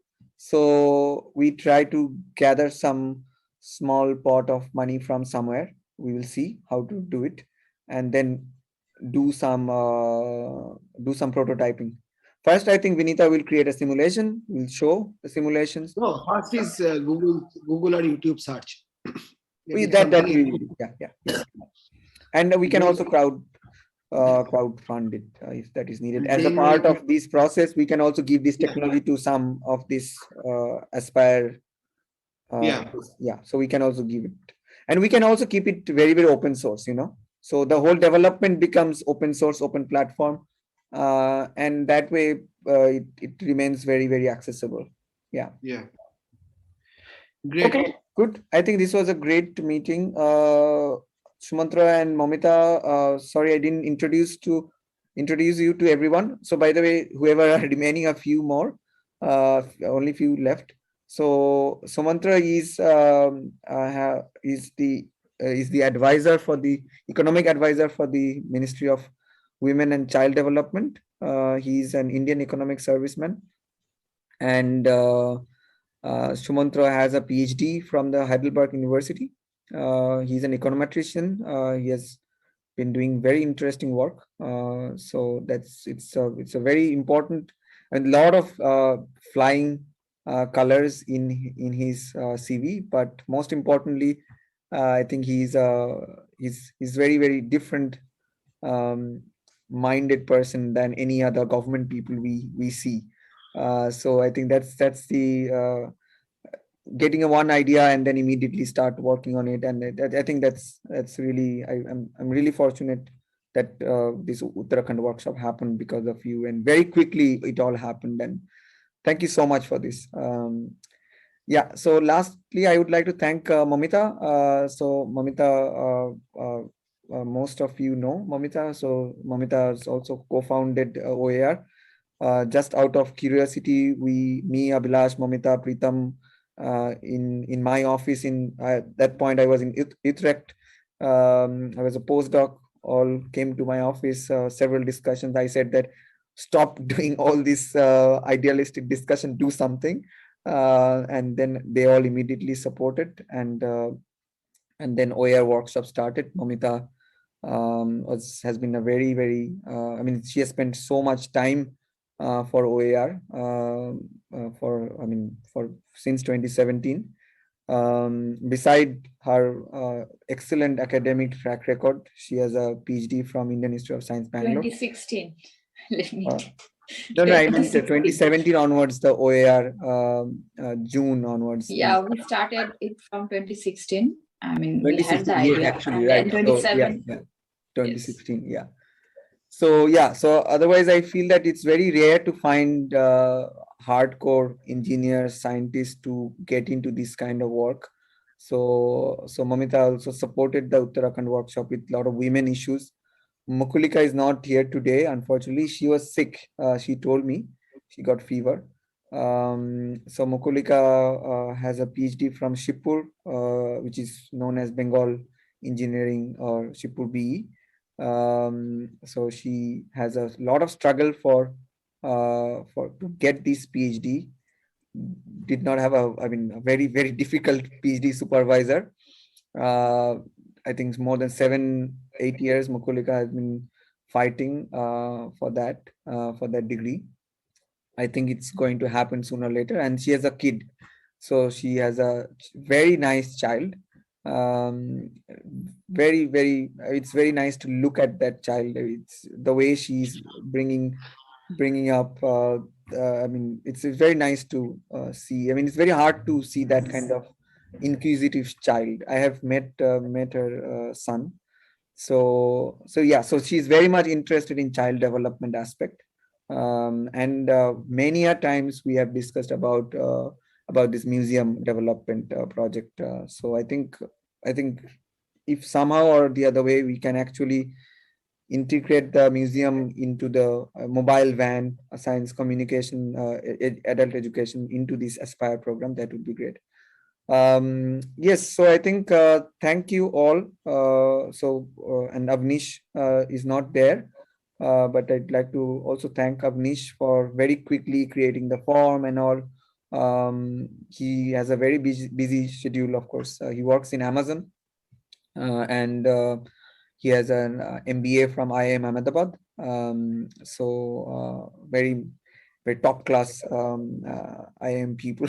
So I think IIM Ahmedabad is considered to be one of the class kind Best. of the best. So yeah, so he spends a very nice time for OAR. The very first time I remember interviewing Awnish when he came to OAR, he was telling me that I would like to quit my job and do this kind of work full time, where I can enable normal, people who do not have access to fund, who do not have access to technology, to make them, to give my education, to give my understanding, to build something and make business out of it. So that's a very genuine interest. He has been volunteering to OAR for really, I think, more than 1 year now. Yeah, so I think with that, I think it's a great evening. I think a true Republic Day in a way, I think. Thank you all. Thank the participants, Yes. Vinitha especially, who had done it this way, and then all three, Sarbeena and Hima, and they actually remodeled your expensive kind of workshop that you do in brick and mortar kind of structure, and then they survived this struggle. And then the cost of workshop really has come down immediately. Yeah. Yeah. So it's like 1,500 rupees per head, approximately. Yeah. That's amazing. I forgot the question again. I need to tell you what I. Yes. You keep telling me, you have to do that. No, it's like something small deficit of about 1,700 rupees or something that I faintly remember. Then COVID happened, and then I forgot everything. That tomorrow I'm going to die. So what to do with the deficit and plus? No issues. Yeah. After that, I forgot. Yeah. Okay. Yeah, let's do that. Please send it. Otherwise, we will. No, don't worry. I will not waste time on this. Yeah, remembering some 1,700 rupees. Yeah, but anyway, that is. If that is required, I mean, we will. I mean, it does not require that the whole amount. We can just distribute. No problem. No, don't distribute. It's just leave it. And then the tire was expensive, but it is gone down now. Yeah. So now the new tire is there. Yeah. So we can go again. Yeah, next time we should donate a tire to Sumantra's car. Yeah, it's a new car. Within 1 year, I mean, the tire got flat, and then it's in a very bad way. Like it got flat in a very risky environment, and secluded area. We didn't get any support. Yes, that was very. I mean, I'm happy that you guys could survive Come and back. come out. I mean, otherwise it could have possibly you had to call a lot of help. No, I mean, there's a simple instrument in my car, so you just press the button and tell them that where you are. They will locate you in GPS, and then they will tell you that, okay, we are going to put you up in a hotel, and the rescue car will come in 8 to 10 hours or something, and then you are gone. Yeah, you will be chill and frozen. Yeah. It's very risky. Yeah, in remote areas, it's very risky. Yeah. Yes. So I don't know. Everybody, can you turn on your camera? Then whoever is there, maybe we can take a screenshot, and then this can be a nice group photo. I don't know whether you had a group photo. All of you, can you do that, or otherwise we can? Awnish is not there. I see Awnish and Chinmay is not there. Other than that, I think everybody is there. Sam is there. Okay. Hima, Yeah, can you turn on your camera? Sarbeena, Vinitha, Nihal. Yeah, all of you are there. They have slept. Okay, I'm just opening my. It's 11 o'clock. I mean, we were supposed to finish at 12. Yeah. We are finishing 15 minutes early. 45 minutes early. 45 minutes? Is it, what time is it? 11:40. Okay. Yeah. I can hardly see Mohammed Nihal. Sarbeena and Hima, okay, if you want to do it. Hey. Hi, Nihal. Nice to see you after a really long time. Sarbeena and Hima, would you like to turn on your camera? Yeah, if not, I will just do it right away. Yeah, hey, Sarbeena is there. Sarbeena is there. Hi. Only Hima is left. Hima, I will just wait for Hima for a while. And Vinitha was there, right? I saw Vinitha and then I don't see her now. Hey. Yeah. Vinitha was there. Okay. Okay. I will just take one quick. Okay, everybody say. I mean, I always say paneer. Okay, smile, please. Yeah, everyone. Thank you. Oh, Hima is frozen. What happened, Hima? Okay, I'll just take one anyway. Great. Okay, nice. Thank you, everyone. I took two pictures. I will just share them in the group. Thank you all. Bye-bye. Or it's a we should again come back and then revisit this one and then see what happens. Yeah. Okay. Goodbye, everyone. Sarbeena, Sam. Yeah, bye. Bye. Bye, sir.